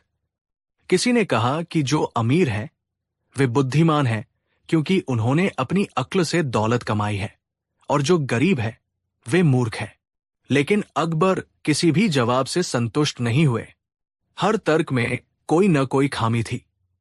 जब सब हार मान चुके तो अकबर की निगाहें बीरबल पर जाकर टिकी, जो अब तक शांत खड़े मुस्कुरा रहे थे। बीरबल, तुम खामोश क्यों हो? क्या तुम्हारे पास भी इस पहेली का कोई हल नहीं है? बीरबल ने अदब से सिर झुकाया। जहांपनाह, सवाल जितना गहरा है उसका जवाब ढूंढने में उतना ही वक्त और संसाधन लगेंगे। ये कोई ऐसा काम नहीं है जो महल में बैठे बैठे हो जाए। मुल्ला दो प्याजा ने तंज कसा। देखो, अब बीरबल बहाने बना रहा है। असल में इसके पास कोई जवाब ही नहीं है। बीरबल ने मुल्ला की तरफ देखे बिना कहा, जहांपनाह, अगर आप मुझे 1 महीने का समय और सल्तनत के खजाने से 10,000 सोने की अशर्फिया दे, तो मैं वादा करता हूं कि आपको आगरा के बुद्धिमानों और मूर्खों की एक सटीक सूची सौंप दूंगा। 10,000 अशर्फिया। दरबार में कानाफूसी शुरू हो गई। ये तो दिन दहाड़े डकैती है। एक दरबारी फुसफुसाया, ये जरूर इन पैसों को लेकर भाग जाएगा। दूसरे ने कहा। अकबर ने बीरबल की आंखों में देखा। उनमें चुनौती और आत्मविश्वास का एक अनूठा संगम था। अकबर को अपने सबसे प्रिय सलाहकार पर पूरा भरोसा था। उन्होंने वित्त मंत्री को हुक्म दिया, बीरबल को 10,000 अशर्फिया तुरंत दे दी जाए। बीरबल, तुम्हारे पास 1 महीने का वक्त है। 1 महीने बाद इसी दीवान खास में हमें वो सूची चाहिए। बीरबल ने अशर्फियों की थैली ली और दरबार से विदा हो गए। अगले कुछ दिनों तक बीरबल का कहीं अतापता नहीं चला। दरबारियों ने ये अफवाह फैलानी शुरू कर दी कि बीरबल पैसे लेकर भाग गया है और अब कभी लौटकर नहीं आएगा। अकबर भी मन ही मन थोड़े चिंतित थे, लेकिन उन्होंने अपना भरोसा बनाए रखा। उधर बीरबल ने उन पैसों का इस्तेमाल अपनी अनोखी खोजबीन के लिए शुरू कर दिया था। उन्होंने अपना भेष बदला और एक आम नागरिक की तरह आगरा की गलियों, बाजारों, सरायों और चौपालों पर वक्त गुजारने लगे। वो कोई सर्वे या पूछताछ नहीं कर रहे थे। वो बस लोगों को देख रहे थे, उनकी बातें सुन रहे थे और उनके व्यवहार को समझ रहे थे। अपने साथ वो हमेशा एक छोटी सी डायरी और कलम रखते थे। एक दिन वो बाजार में बैठे थे जब उन्होंने देखा कि एक आदमी अपने सिर पर लकड़ियों का एक भारी गट्ठर रखे हुए है और खुद एक खच्चर पर सवार है। बीरबल ने उसे रोककर पूछा, भाई, तुम ये गट्ठर खच्चर पर क्यों नहीं रख देते? तुम्हारा और जानवर दोनों का बोझ हल्का हो जाएगा। उस आदमी ने बड़ी मासूमियत से जवाब दिया, जनाब, ये खच्चर पहले ही मेरा बोझ उठाकर थक गया है। अगर मैं लकड़ियों का बोझ भी इस पर लाद दूंगा तो ये बेचारा मर ही जाएगा। इसलिए इसका बोझ कम करने के लिए मैंने लकड़ियां अपने सिर पर रख ली है। बीरबल मुस्कुराए, अपनी डायरी निकाली और उसमें कुछ नोट कर लिया। एक और मौके पर देर रात को बीरबल ने देखा कि एक आदमी सड़क की लालटेन के ठीक नीचे कुछ ढूंढ रहा था। उसका चेहरा परेशानी से भरा था। बीरबल ने पूछा, क्या खो गया है भाईजान? मेरी अंगूठी गिर गई, उस आदमी ने जवाब दिया। कहाँ गिरी थी? बीरबल ने पूछा। आदमी ने एक अंधेरी गली की ओर इशारा करते हुए कहा, गिरी तो उस गली में थी, लेकिन वहां बहुत अंधेरा है, इसलिए मैं यहां रोशनी में ढूंढ रहा हूं। बीरबल ने एक गहरी सांस ली और अपनी डायरी में फिर कुछ लिख लिया। इस एक महीने में बीरबल ने ऐसे सैकड़ों किस्से जमा किए। उन्होंने एक अमीर सेठ को देखा जो फटे कपड़े पहनता था और भूखा रहता था ताकि वह और पैसे बचा सके। उन्होंने एक ऐसे विद्वान को देखा जो अपनी विद्वता के अहंकार में किसी की सुनता ही नहीं था। उन्होंने एक ऐसे सैनिक को देखा जो बिना सोचे समझे अपने अफसर के हर गलत हुक्म को भी मान लेता था। वो हर किसी का नाम, पता और उसके व्यवहार का संक्षिप्त विवरण अपनी डायरी में लिखते जा रहे थे। एक महीना पूरा हुआ। दरबार फिर से सजा। सबकी निगाहें दरवाजे पर टिकी थी। मुल्ला दो प्याजा और उनके साथी मन ही मन खुश थे। उन्हें यकीन था कि बीरबल खाली हाथ आएगा और आज उसकी सारी हैकड़ी निकल जाएगी। तभी बीरबल ने दरबार में प्रवेश किया। उनके पीछे दो सेवक थे जिन्होंने दो बड़ी बड़ी मोटे जिल्द वाली किताबें उठाई हुई थी। किताबें इतनी भारी थी कि उन्हें उठाने में सेवकों को पसीना आ रहा था। बीरबल ने शहंशाह को सलाम किया और कहा, जहां पनाह, आपका हुक्म सर आंखों पर। मैं आगरा के बुद्धिमानों और मूर्खों की सूची तैयार करके ले आया हूं। अकबर की आंखों में चमक आ गई। उन्होंने उत्सुकता से पूछा, तो दिखाओ बीरबल, हम भी तो देखे तुम्हारी मेहनत का नतीजा। बीरबल ने पहली किताब उठाई जो दूसरी के मुकाबले काफी पतली थी। उसका कवर मखमल का था और उस पर सोने के अक्षरों में लिखा था, बुद्धिमान लोगों की सूची। दरबारियों ने अपनी गर्दनें उचका ली। हर कोई ये देखने को बेताब था कि उस सूची में किसका नाम है। बीरबल ने किताब खोली। पूरा दरबार खामोश था। बीरबल ने पढ़ना शुरू किया। इस सूची में पहला और एकमात्र नाम है। वो एक पल के लिए रुके और फिर बोले, बीरबल का। ये सुनते ही दरबार में हड़कंप मच गया। ये क्या बकवास है? मुल्ला दो प्याजा चीखे। इसने 10,000 अशरफियां सिर्फ अपना नाम लिखने के लिए ली थी। ये तो धोखा है, जहां पनाह। इसे सजा मिलनी चाहिए।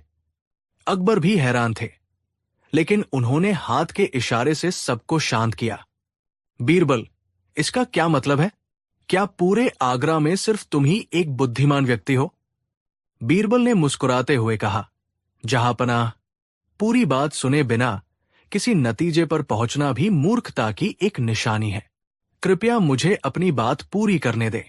फिर बीरबल ने दूसरी किताब उठाई जो बहुत ज्यादा मोटी और भारी थी। उसके काले चमड़े के कवर पर चांदी से लिखा था, मूर्खों की सूची।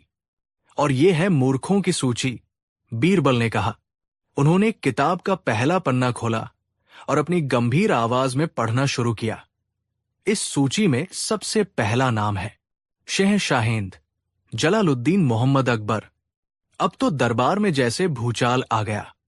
सन्नाटा ऐसा था कि अगर सुई भी गिरती तो उसकी आवाज सुनाई देती। गार्डों ने अपनी तलवारों की मूठ पर हाथ रख लिया। मुल्ला दो प्याजा और बाकी दरबारी अंदर से खुश थे, लेकिन बाहर से उन्होंने सदमे और गुस्से का नाटक किया। गुस्ताखी, इसने शहंशाह की तौहीन की है, इसे गिरफ्तार किया जाए। अकबर का चेहरा गुस्से से लाल हो गया। वो अपने सिंहासन से उठ खड़े हुए। उनकी आंखों में क्रोध की ज्वाला धधक रही थी। बीरबल, तुम्हारी ये जुर्रत! तुमने हमें मूर्ख कहा, इसका अंजाम जानते हो? बीरबल जरा भी नहीं घबराए। वो शांत भाव से खड़े रहे और बोले, जहां पनाह, मैं आपके सवाल का ही जवाब दे रहा हूं। एक बुद्धिमान व्यक्ति कभी ऐसा सवाल नहीं पूछता जिसका कोई व्यावहारिक और निश्चित उत्तर न हो। आपने मुझसे एक ऐसा काम करने को कहा जो असंभव था, जो समय और धन की बर्बादी थी।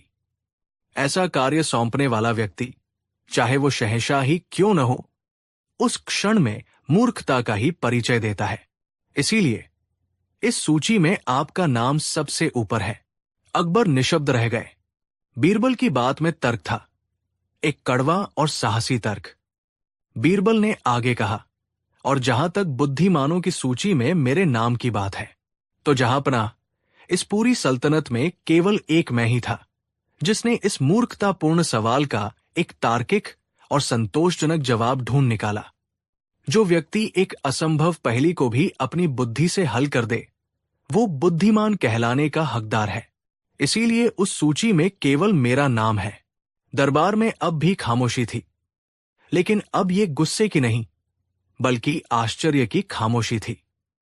बीरबल ने मूर्खों वाली मोटी किताब को हवा में लहराते हुए कहा, और इस किताब में बाकी दरबारियों समेत आगरा के उन सभी लोगों के नाम हैं जिनका मैंने पिछले एक महीने में अध्ययन किया। ये वे लोग हैं जो दूसरों की कही सुनी बातों पर यकीन कर लेते हैं, जो अपने लाभ के लिए दूसरों को धोखा देते हैं, जो अहंकार में डूबे रहते हैं और जो ये मानते हैं कि वे सब कुछ जानते हैं।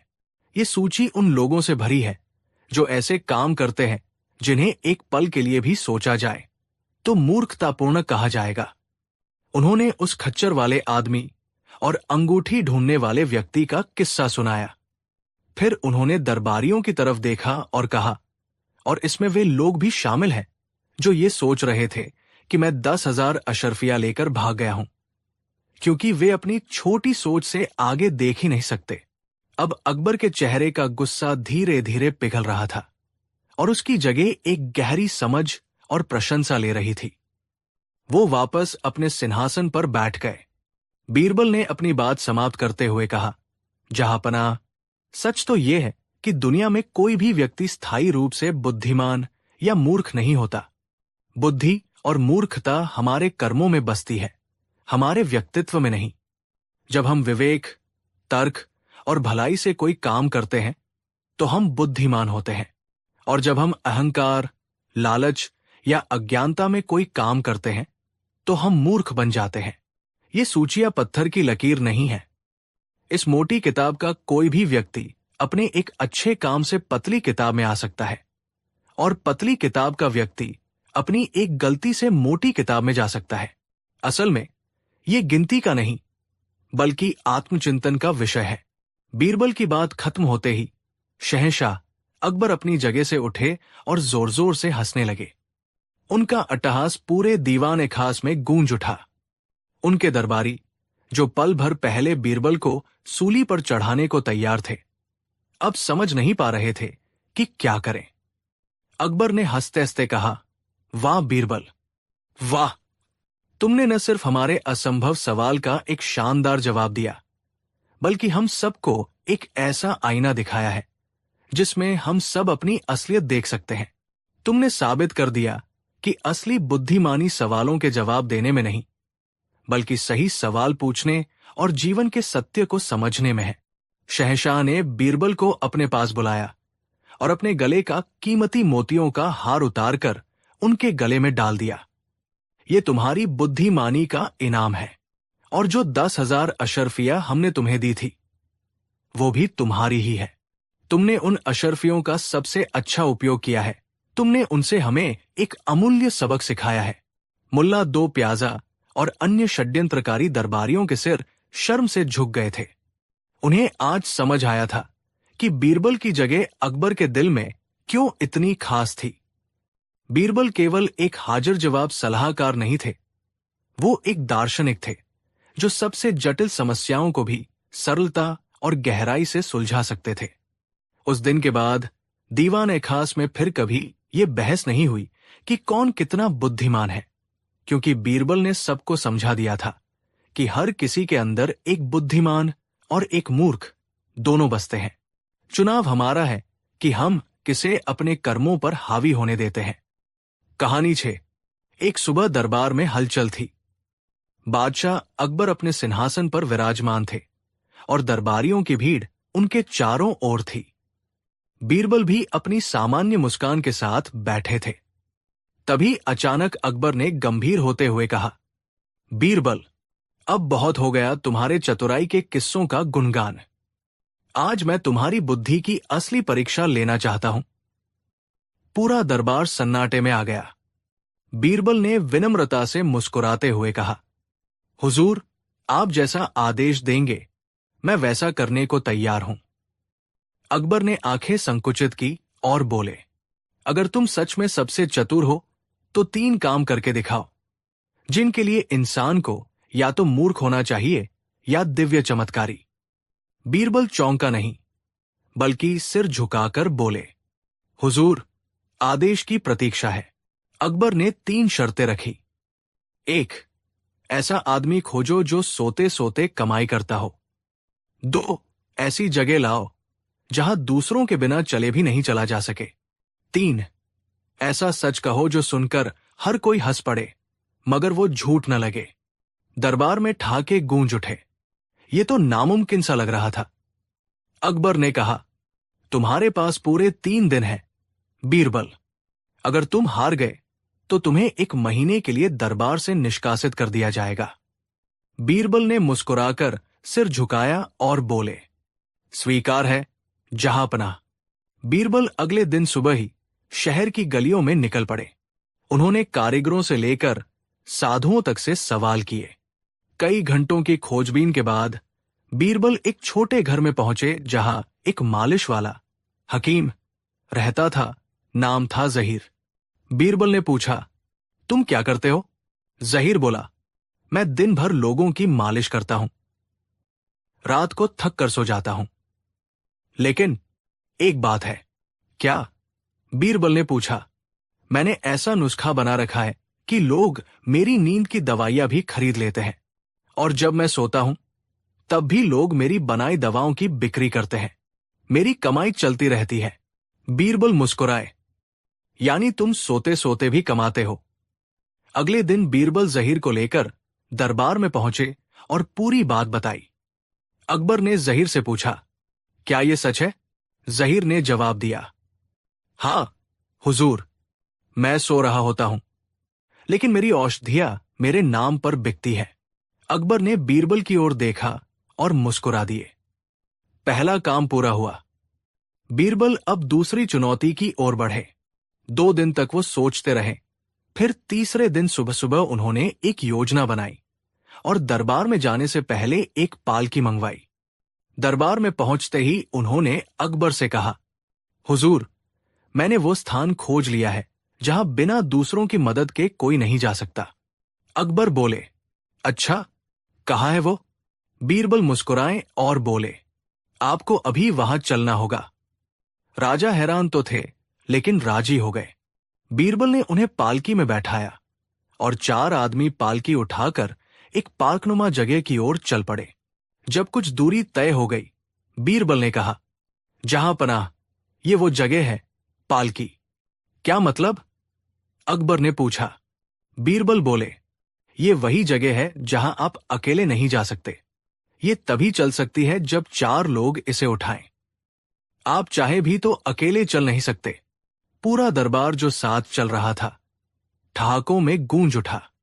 अकबर भी हंस पड़े और बोले, बीरबल, तुम तो कमाल कर गए। दूसरा काम भी पूरा। अब रह गया था सबसे कठिन काम। ऐसा सच बोलना जो लगे कि मजाक है लेकिन हो हकीकत, और सबको हंसी भी आ जाए। बीरबल ने उस रात एक चिट्ठी तैयार की। दूसरे दिन दरबार में भीड़ लगी थी। सब जानना चाहते थे कि बीरबल अब क्या करेंगे। बीरबल ने चिट्ठी अकबर को सौंपते हुए कहा, हुजूर, इसे पढ़िए। ये तीसरे काम का उत्तर है। अकबर ने पढ़ा, दरबार में ऐसा एक व्यक्ति है जो रोज झूठ बोलता है, फिर भी लोग उसे सबसे सच्चा मानते हैं। उसका पेट राजा के खजाने से भरता है, फिर भी वो कहता है कि वो जनता का सेवक है। वो खुद को सबका न्यायप्रिय कहता है, लेकिन हर बार जो बीरबल कहे वही फैसला होता है। दरबार में कुछ क्षण के लिए सन्नाटा छाया रहा। फिर बीरबल ने मुस्कुराते हुए कहा, हुजूर, इस पत्र में आप ही की बात की गई है। अकबर पहले कुछ क्षण गंभीर रहे, फिर हंस पड़े। पूरा दरबार ठहाकों से गूंज उठा। अकबर बोले, बीरबल, तुमने कहा भी सच, हंसाया भी, और मेरी भी आदतों का आईना दिखा दिया। तीसरा काम भी पूरा। अकबर सिंहासन से उठे और बीरबल के पास आकर बोले, बीरबल, तुमने तीनों असंभव कार्य कर दिखाए। ये सिर्फ बुद्धिमत्ता नहीं, बल्कि साहस, समझ और सत्य की जीत है। बीरबल झुक गए। अकबर ने ऐलान किया, आज से बीरबल को राजविद्वान की उपाधि दी जाती है और विशेष रूप से उनके सम्मान में दरबार का एक वार्षिक दिन बीरबल दिवस के रूप में मनाया जाएगा। सभी दरबारी तालियां बजाने लगे।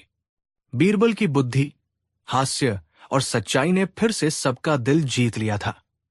सीख, इस कहानी से हमें ये सीख मिलती है कि कठिन से कठिन परिस्थिति भी बुद्धि, विनम्रता और सत्य के बल पर हल की जा सकती है। बीरबल ने यह साबित किया कि सच्ची चतुराई वही है जो दूसरों को हंसाकर सोचने पर मजबूर कर दे और फिर भी किसी का अपमान न हो। कुछ ही हफ्ते बीते थे बीरबल की शानदार जीत के बाद। दरबार में सभी दरबारी बीरबल की वाहवाही कर रहे थे। कहीं उनके किस्से गली-गली में गूंज रहे थे, तो कहीं नाटक बन रहे थे।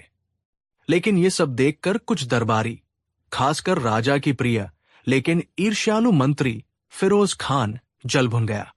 उसने मन ही मन सोचा, अगर बीरबल ऐसे ही चमकते रहे तो हम जैसे लोगों की कोई अहमियत नहीं रह जाएगी। एक दिन उसने अकबर से अकेले में बात की और कहा, जहांपनाह, बीरबल जरूर चतुर हैं, परंतु उन्हें हर बार ऐसी परीक्षाएं मिलती है जो उनकी शैली के अनुसार हों। क्यों ना आप एक बार उन्हें एक ऐसी परीक्षा दें जो न हंसी में टाली जा सके और न चतुराई से टाली जा सके। अकबर ने थोड़ी देर सोचा और फिर मुस्कुराए। ठीक है फिरोज खान, अगली परीक्षा में बीरबल को खुद के खिलाफ ही लड़ना होगा। अगले दिन दरबार में सब लोग मौजूद थे। अकबर ने सिंहासन पर बैठते ही कहा, बीरबल, इस बार की परीक्षा पहले से भी कठिन है। तुम्हें अब एक ऐसा काम करना है जिससे तुम खुद को झूठा, मूर्ख और गलत साबित कर दो। पूरा दरबार सन्नाटे में डूब गया। बीरबल ने विनम्रता से पूछा, हुजूर, ये तो आत्मविनाश की ओर ले जाने वाली बात हुई। अकबर बोले, बिल्कुल, लेकिन शर्त यही है कि तुम खुद को झूठा साबित करो और फिर भी लोगों की नजरों में ईमानदार और समझदार बने रहो। बीरबल मुस्कुराए, हुजूर, चुनौती स्वीकार है, मैं कल जवाब दूंगा। बीरबल अगली सुबह कुछ लोगों को लेकर दरबार में पहुंचे। उनमें एक व्यापारी, एक साधु और एक सैनिक था। उन्होंने कहा, जहांपनाह, मैंने आज खुद पर 3 आरोप लगाए हैं, इन्हें सुनिए। 1, मैंने इस व्यापारी से रिश्वत ली है। 2, मैंने इस साधु को जेल में डलवाया था क्योंकि उसने मेरे पिता को गालियां दी थी। 3, मैंने इस सैनिक को एक बार जानबूझकर जंग में पीछे हटने का आदेश दिया। पूरा दरबार हैरान। अकबर चौंक गए और बोले, बीरबल, ये सब सच है? बीरबल मुस्कुराए और बोले, नहीं हुजूर, तीनों ही लोग इसे झूठ मानते हैं और मैं स्वयं कह रहा हूं कि ये सच है। तो अब फैसला कीजिए, मैं झूठा हूं या सच्चा? अकबर कुछ पल चुप रहे, फिर बोले, अगर ये झूठ है तो तुमने झूठ बोला, तुम झूठे हुए। अगर ये सच है तो तुमने ईमानदारी से खुद को दोषी बताया, तब भी तुम बहादुर और सच्चे हुए। पूरा दरबार चुप। और फिर अकबर ने मुस्कुराकर कहा, तुमने खुद को झूठा साबित कर दिया और फिर भी तुम सबसे सच्चे लगे। बीरबल, ये परीक्षा भी तुमने पार कर ली। बीरबल ने वही खड़े होकर एक और बात जोड़ी, जहांपनाह, अगर इजाजत हो तो मैं एक और सच उजागर करना चाहता हूं। अकबर ने सिर हिलाया। बीरबल बोले, आपकी ये परीक्षा एक दरबारी की योजना थी। नाम है फिरोज खान। उसने सोचा था कि अगर मैं खुद को झूठा साबित कर दूंगा तो मेरा मान कम हो जाएगा। अकबर ने क्रोध में फिरोज खान की ओर देखा। बीरबल ने आगे कहा, लेकिन एक बात बताइए, अगर कोई आदमी खुद पर झूठे आरोप लगाता है और फिर भी लोग उस पर विश्वास करते हैं, तो क्या वो वास्तव में झूठा हो सकता है? अकबर बोले, नहीं, वो सबसे सच्चा है। बीरबल मुस्कुराए। तो फिरोज खान का षड्यंत्र भी विफल हुआ। अकबर ने फिरोज खान को चेतावनी दी और कहा, अगर फिर से दरबार में ईर्ष्या की राजनीति हुई तो सजा मिलेगी। बीरबल इस दरबार का गौरव है। अकबर ने बीरबल की पीठ थपथपाई और एक विशेष घोषणा की। आज से हर वर्ष दरबार में बुद्धि दिवस मनाया जाएगा, जहां सबसे कठिन प्रश्न रखे जाएंगे और बीरबल जैसे ज्ञानी उनका उत्तर देंगे। बीरबल ने हाथ जोड़कर कहा, जहांपनाह, यह आपका सम्मान है, लेकिन मैं सिर्फ एक सेवक हूं जो सत्य और न्याय की राह पर चलता है। सीख। इस भाग की कहानी से हमें यह सीख मिलती है कि सच्चा व्यक्ति कभी अपने ऊपर लगे झूठे आरोपों से नहीं डरता। वो चाहे खुद को गलत कहे, पर सच्चाई उसकी आंखों में झलकती है। बुद्धिमानी वही है जो विनम्रता और सत्य के साथ चले, न कि चतुराई से दूसरों को गिराकर। कहानी 7। एक बार की बात है, अकबर के दरबार में दूर दराज से एक अमीर व्यापारी आया। नाम था भानुराज सेठ। वस्त्र रेशमी, गहने कीमती और बोलने का अंदाज ऐसा जैसे सबको खरीद सकता हो। दरबार में पहुंचते ही उसने कहा, जहांपनाह, मैं एक व्यापारी हूं जिसने कई देशों की यात्रा की है। मैं आपकी राजधानी में व्यापार करना चाहता हूं, पर पहले मैं एक विशेष सौदा करना चाहता हूं जिससे मैं राजा का सच्चा सहयोगी बन सकूं। अकबर उसकी बातों से प्रभावित हुए। बीरबल चुपचाप बैठे थे। उन्होंने व्यापारी की आंखों में झलकते लालच को साफ देख लिया था, लेकिन कुछ बोले नहीं। अकबर बोले, ठीक है, बताओ क्या सौदा करना चाहते हो? व्यापारी बोला, महाराज, मेरे पास एक चमत्कारी सोने की मूर्ति है जिसे घर में रख दिया जाए तो धन वर्षा होती है। मैं उसे सिर्फ आपके दरबार में ही बेचना चाहता हूं, लेकिन जो भी खरीदे उसे 500 स्वर्ण मुद्राएं मुझे पहले देनी होंगी। पूरा दरबार चौंक गया। बीरबल ने पूछा, क्या आपने खुद इसका प्रयोग किया है? सेठ बोला, जी हां, तभी तो मैं इतना धनवान बना हूं। बीरबल मुस्कराए, लेकिन फिर भी कुछ नहीं बोले। अकबर को इसमें दिलचस्पी नहीं थी, लेकिन कई दरबारी उत्सुक हो उठे। एक दरबारी ने पूछा, मूर्ति दिखाइए। भानुराज ने रेशमी कपड़े में लिपटी एक छोटी सी सोने की मूर्ति निकाली। उसकी चमक सच में आकर्षक थी। अब खबर फैल गई कि दरबार में एक मूर्ति आई है जो धन वर्षा कर सकती है। कई अमीर व्यापारियों, साहूकारों और यहां तक कि कुछ दरबारियों ने भी उसमें दिलचस्पी लेनी शुरू कर दी। हर कोई चाहता था वो मूर्ति उसके घर में जाए। बीरबल को बात कुछ हजम नहीं हुई। वो जानते थे, जहां मुफ्त में धन की बात हो, वहां लालच जरूर छिपा होता है। उसी शाम बीरबल भेष बदलकर उस व्यापारी की सराय पहुंचे और उसके नौकरों की बातचीत को छिपकर सुनने लगे। नौकर आपस में बात कर रहे थे, सेठ जी इस बार बड़ी कमाई करेंगे। मूर्ति तो बस पीतल की है, ऊपर से सोने की परत चढ़वाई है।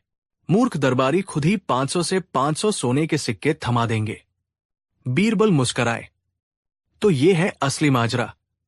अब इस व्यापारी को ऐसा सबक सिखाना है जो जिंदगी भर याद रहे। अगले दिन दरबार में फिर से सभा लगी। बीरबल खड़े हुए और बोले, जहांपनाह, मैं भी उस मूर्ति को खरीदना चाहता हूं और मैं उसे खरीदने के लिए 1000 स्वर्ण मुद्राएं देने को तैयार हूं। पूरे दरबार में हल्ला मच गया। सबको लगा, जब बीरबल ही खरीदना चाहते हैं तो मूर्ति सचमुच चमत्कारी होगी। भानुराज सेठ भी खुश हो गया। मूर्ति आपकी हुई, बीरबल जी, बस पहले 1000 सिक्के दीजिए। बीरबल बोले, हां, लेकिन मैं एक शर्त पर मूर्ति खरीदूंगा। मैं इसे पहले 3 दिन अपने घर में रखूंगा और अगर 3 दिन में धन की वर्षा नहीं हुई तो मैं आपके खिलाफ शिकायत करूंगा। सेठ घबरा गया, लेकिन खुद को संभालते हुए बोला, हां हां, बिल्कुल, धन की वर्षा जरूर होगी। बीरबल बोले, तो ठीक है, मूर्ति मुझे दे दीजिए। मैं इसे 3 दिन तक बंद कमरे में रखूंगा। सेठ ने सोचा, कोई चमत्कार तो होने नहीं वाला, पर बीरबल भी कुछ नहीं कर पाएगा। लेकिन खेल तो अब शुरू हुआ था। 3 दिन बाद बीरबल दरबार में आए, मूर्ति को लेकर। लेकिन इस बार मूर्ति के गले में एक छोटी सी पट्टी बंधी थी, जिस पर लिखा था, मैं झूठ हूं।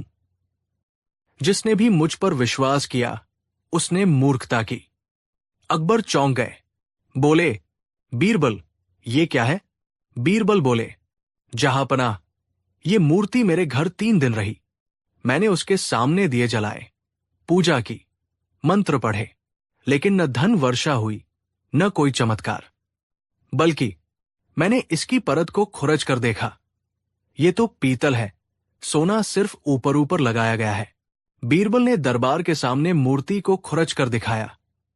सोने की परत उतर गई और पीतल झलकने लगा। दरबार में सन्नाटा छा गया। बीरबल बोले, ये व्यापारी लोगों के लालच का फायदा उठाकर ठगी करता है। इसकी मूर्ति नकली है और ये पूरे दरबार को मूर्ख बना रहा है। अगर मैंने इसे ना खरीदा होता तो शायद कई भोले लोग इसके जाल में फंस जाते। अकबर क्रोधित हो उठे, सिपाही, इस ठग व्यापारी को पकड़ लो और इसकी सारी संपत्ति जब्त कर जन कल्याण कोष में डाल दो। भानुराज सेठ गिड़गिड़ाया, मुझे माफ कर दीजिए, मैं तो बस। बीरबल बोले, मूर्खता एक बार होती है, लालच बार बार। लेकिन जब लालच लोगों को ठगने लगे तो वो अपराध बन जाता है। भानुराज सेठ को जेल भेज दिया गया। उसके सारे गहने, जमीन और सोने की रकम जब्त करके राजधानी के अनाथालय, विधवा सहायता केंद्र और वृद्धाश्रमों को वितरित की गई।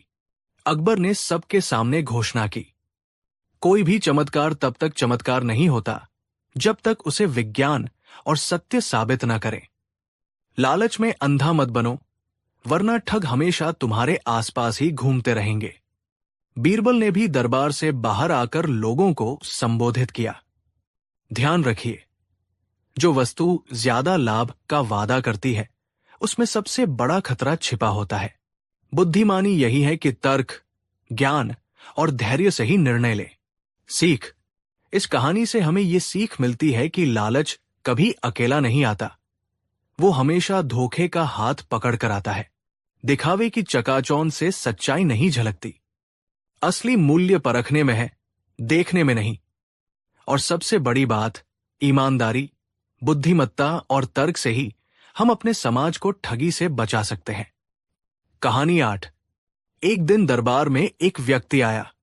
उसने एक अजीब सा दावा किया, जहांपनाह, मैं दुनिया का अकेला आदमी हूं जो कभी सच नहीं बोलता। दरबार में हंसी की लहर दौड़ गई, लेकिन उस आदमी का चेहरा गंभीर था। अकबर ने कहा, इसका क्या मतलब हुआ? वो बोला, मतलब साफ है जहांपनाह, मैं हर बात में झूठ बोलता हूं। चाहे आप मुझसे कुछ भी पूछें, मैं कभी भी सच नहीं बोलूंगा। अकबर मुस्कुराए और बीरबल की ओर देखा। बीरबल, तुम इसका सच जान सकते हो? क्या तुम इसे ऐसा कुछ कहने को मजबूर कर सकते हो जिसमें ये झूठ बोल ही न पाए? बीरबल मुस्कुराए, हुजूर, ये काम इतना भी कठिन नहीं है, लेकिन इसके लिए थोड़ी योजना बनानी पड़ेगी। बीरबल ने उस व्यक्ति से कहा, ठीक है, हम तुम्हारी परीक्षा लेंगे। अगर तुम हर बात में झूठ ही बोलते हो तो तुम्हें यह सिद्ध करना होगा। वो व्यक्ति बोला, बिल्कुल, आप जो चाहे पूछ लीजिए, मैं कभी सच नहीं बोलूंगा। बीरबल ने मुस्कुराकर कहा, अगर तुम कभी भी सच नहीं बोलते तो इसका मतलब यह हुआ कि जब तुम कह रहे हो मैं झूठा हूं तो वो बात भी झूठ है, यानी तुम सच बोलते हो। दरबार में हंसी का ठहाका गूंजा, लेकिन झूठा आदमी चुपचाप खड़ा रहा। वो बोला, बीरबल जी, तर्क से आप मुझे नहीं पकड़ सकते। मैं बातों में ऐसा उलझा सकता हूं कि सच्चे लोग भी झूठे लगे। बीरबल गंभीर हो गए। अब उन्हें इसे किसी चाल से पकड़ना था। अगले दिन बीरबल ने राजा से कहा, जहांपनाह, मुझे इस आदमी को एक दिन के लिए मेरी सेवा में दीजिए। मैं इसे न्यायालय में ले जाऊंगा और वहां इसके झूठ का फैसला होगा। राजा ने आज्ञा दी। बीरबल उस व्यक्ति को लेकर नगर के छोटे न्यायालय में पहुंचे। वहां पहले से एक भीड़ जमा थी। बीरबल ने सबके सामने ऐलान किया, यह आदमी दावा करता है कि यह कभी भी सच नहीं बोलता। आज हम इसे एक ऐसा प्रश्न पूछेंगे जिसका उत्तर झूठ में नहीं दिया जा सकता। बीरबल ने पूछा, क्या तुम कल मेरे घर आए थे? वो आदमी बोला, हाँ। बीरबल बोले, लेकिन मैं तो कल कहीं बाहर था। अगर तुम आए थे तो किससे मिले? वो बोला, आपके नौकर से मिला था। बीरबल ने कहा, अच्छा, नौकर तो छुट्टी पर था। अब बोलो, किससे मिला? अब वो थोड़ा चकराया, लेकिन जल्दी ही बोला, मैं सिर्फ आपके दरवाजे पर आया था, किसी से नहीं मिला। बीरबल मुस्कराए, तो क्या तुम अब भी कह सकते हो कि तुम हर बार झूठ बोलते हो? झूठा आदमी थोड़ा हंसा, हां, मैंने तो फिर भी झूठ ही बोला। भीड़ में हंसी गूंजने लगी। बीरबल ने सोचा कि सामान्य तर्क से ये पकड़ा नहीं जाएगा, अब कुछ अलग करना होगा। उन्होंने उस व्यक्ति से कहा, अच्छा, कल सुबह सूर्योदय से पहले तुम मेरे पास आओ। मैं तुम्हें एक मिशन पर भेजूंगा, लेकिन शर्त यह है कि जब तुम आओ तो दरवाजे पर खड़े होकर केवल एक वाक्य बोलोगे, और वो वाक्य सच और झूठ दोनों हो, ऐसा कुछ। झूठा व्यक्ति चौंका, ऐसा कैसे हो सकता है? कोई बात या तो सच होगी या झूठ। बीरबल ने कहा, यही तो परीक्षा है। अगर तुम सच में कभी भी सच नहीं बोलते तो तुम ये भी कर सकते हो। झूठा व्यक्ति राजी हो गया। अगली सुबह झूठा व्यक्ति बीरबल के घर पहुंचा और दरवाजे पर जोर से बोला, मैं अभी मर जाऊंगा। बीरबल दरवाजे पर आए और बोले, अब तू फंस गया। वो चौंका, कैसे? बीरबल बोले, अगर तू मर गया तो तूने सच कहा, यानी तुमने सच बोला, और अगर तू नहीं मरा तो तूने झूठ बोला, जैसा तुम दावा करते हो। लेकिन इस बार तेरा झूठ साबित हुआ, इसलिए तूने अब झूठ बोला कि तू हमेशा झूठ बोलता है। झूठा व्यक्ति हैरान रह गया। पहली बार उसके चेहरे पर संकोच की रेखा दिखी। अब बीरबल ने एक अंतिम चाल चली। उन्होंने उस व्यक्ति को दरबार में लाकर राजा के सामने खड़ा किया। बीरबल बोले, जहांपनाह, इस आदमी ने आज सच बोला है, इसलिए इसका दावा झूठा सिद्ध हुआ कि ये कभी सच नहीं बोलता। ये अब स्वीकार करेगा कि ये कभी कभी सच भी बोलता है। अकबर ने कहा, बताओ, क्या तुमने आज सच बोला? वो व्यक्ति धीरे से बोला, हां, मैंने आज सच बोला। बीरबल मुस्कराए। अब ये आदमी झूठा नहीं रहा, बल्कि सामान्य आदमी बन गया है, कभी सच कभी झूठ। अकबर हंस पड़े। बीरबल, तुमने फिर एक बार कमाल कर दिया। तुमने इसे मजबूर कर दिया कि वो अपने झूठ से बाहर निकले। उस व्यक्ति ने राजा से माफी मांगी और कहा कि वो सिर्फ लोगों को भ्रमित करने के लिए ऐसा दावा करता था। उसने कभी नहीं सोचा था कि कोई उसे इस तरह घेर सकता है। अकबर ने उसे क्षमा करते हुए कहा, अगर बीरबल जैसा मंत्री हो तो कोई भी झूठ ज्यादा देर तक नहीं टिक सकता। बीरबल मुस्कुराते हुए बोले, जहांपनाह, झूठ को हराने के लिए तलवार नहीं, सोच की धार चाहिए। सीख, झूठ चाहे जितना भी बड़ा हो, अगर बुद्धि और धैर्य से सामना किया जाए तो उसे हराया जा सकता है। बीरबल ने एक बार फिर यह सिद्ध कर दिया कि चतुराई और सच्चाई मिलकर हर असत्य को पराजित कर सकती है। कहानी 9। अकबर के दरबार में हर दिन कोई न कोई विशेष बात होती थी। कोई सवाल, कोई न्याय या कोई बहस। लेकिन एक दिन दरबार में आया एक अजीब व्यक्ति जिसने अपने ही अंदाज में सबका ध्यान खींचा। वो एक पंडित था, माथे पर बड़ा सा तिलक, गले में कई मालाएं, हाथ में मोटा ग्रंथ और होठों पर ताना भरी मुस्कान। जैसे ही वो दरबार में पहुंचा, उसने ऊंची आवाज में कहा, इस दरबार में कोई भी मेरे ज्ञान के सामने टिक नहीं सकता, बीरबल भी नहीं। बीरबल मुस्कराए। अकबर थोड़ा चौंके। राजा ने कहा, बोलो पंडित जी, आप किस आधार पर यह कह रहे हैं? पंडित गर्व से बोला, मैं वेदों, पुराणों, खगोल, ज्योतिष और दर्शन का ज्ञाता हूं। बीरबल तर्क से जीतता है, लेकिन मैं उसे तर्क में भी हरा सकता हूं। मैं राजा बनने लायक हूं, बीरबल मंत्री लायक भी नहीं। पूरे दरबार में सन्नाटा छा गया। बीरबल ने शांति से कहा, पंडित जी, राजा बनना सरल नहीं।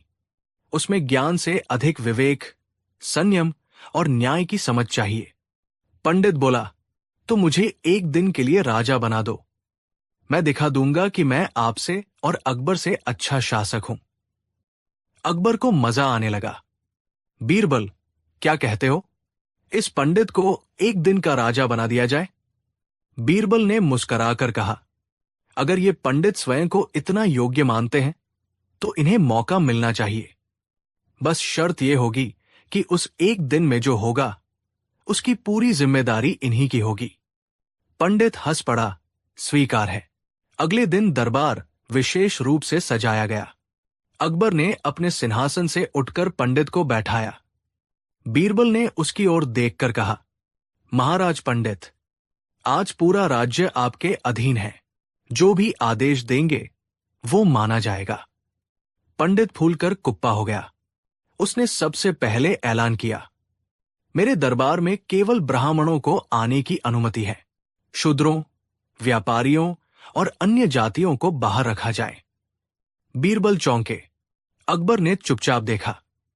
इसके बाद पंडित ने कहा, सभी कर, टैक्स बढ़ा दिए जाए। जो नहीं दे उसका घर जब्त कर लिया जाए। अब जनता में खलबली मच गई। एक बूढ़ी महिला दरबार में पहुंची। उसने रोते हुए कहा, महाराज, मेरे बेटे की फसल बर्बाद हो गई। कर नहीं दे सकती। पंडित गर्जा, कर नहीं दोगी तो घर छीन लेंगे। यही न्याय है। बीरबल धीरे से बोले, महाराज, करुणा भी न्याय का भाग होती है। पंडित बोला, तुम मुझे मत सिखाओ बीरबल, आज मैं राजा हूं। उसी दिन उसने एक व्यापारी पर चोरी का आरोप लगाकर उसका सामान जब्त करवा लिया, केवल इसलिए कि वो वैश्य था। राज्य में अजीब अजीब नियम लागू हो गए। शूद्रों पर बाजार में प्रवेश पर रोक, हर जाति को अलग अलग वस्त्र पहनने का आदेश, ज्योतिष के अनुसार फैसले, तर्क और सबूत का महत्व खत्म। लोग बीरबल के पास आए और बोले, मंत्री जी, ये तो अंधेर नगरी बन गई है। बीरबल ने कहा, थोड़ा धैर्य रखो, सूरज डूबेगा तो अंधकार अपने आप खत्म हो जाएगा। एक किसान की गाय चोरी हो गई। उसने दरबार में शिकायत की। पंडित ने पंचांग निकाला और देखकर बोला, गाय अशुभ समय में निकली होगी। उसका भाग्य ही ऐसा था। कोई दंड नहीं दिया जाएगा। अब बीरबल खड़ा हुआ और बोला, महाराज, क्या राजा का काम न्याय है या भाग्य बताना? पंडित चिढ़ गया, मेरे निर्णय को चुनौती मत दो। अब बीरबल ने पंडित को चक्रव्यूह में फंसाने की योजना बनाई। उन्होंने पंडित से कहा, महाराज, आपके निर्णयों से जनता में असंतोष फैल रहा है। यदि आप न्यायपूर्ण राजा हैं तो हम एक जनमत कराते हैं। लोग गुप्त रूप से बताएंगे कि वे आपके राज से संतुष्ट है या नहीं। पंडित बोला, करो, मुझे पूरा भरोसा है। बीरबल ने नगर में घोषणा करवाई, राजा के शासन से संतुष्ट हो तो एक पत्थर मंदिर के आंगन में रखें, असंतुष्ट हो तो काले रंग का कंकड़ रखें। सुबह मंदिर का आंगन काले कंकड़ों से भरा था। पंडित की आंखें फटी की फटी रह गई। बीरबल ने कहा, महाराज पंडित, जनता का मत आ चुका है, अब आप कृपया सिंहासन लौटाएं। पंडित सिर झुकाकर बोला, मैं मूर्खता में राजा बनने चला था। मुझे ज्ञान था लेकिन विवेक नहीं। मैं क्षमा चाहता हूं। अकबर ने सिंहासन वापस लिया और बोले, राजा बनने के लिए केवल शास्त्र नहीं, व्यवहारिक ज्ञान और करुणा चाहिए। बीरबल ने फिर सिद्ध कर दिया कि वही सच्चे मंत्री हैं। पंडित ने हाथ जोड़कर बीरबल से कहा, आपने मेरी आंखें खोल दी। आपने मुझे नीचा नहीं दिखाया बल्कि ऊंचा बना दिया। अब मैं ज्ञान से पहले विनम्रता सीखूंगा। बीरबल मुस्कराए, जो घमंड छोड़ दे वही सच्चा ज्ञानी होता है। सीख, ज्ञान का घमंड अंधा कर देता है। राजा बनने के लिए केवल पढ़ा लिखा होना काफी नहीं, बल्कि दया, न्याय और संयम भी जरूरी है।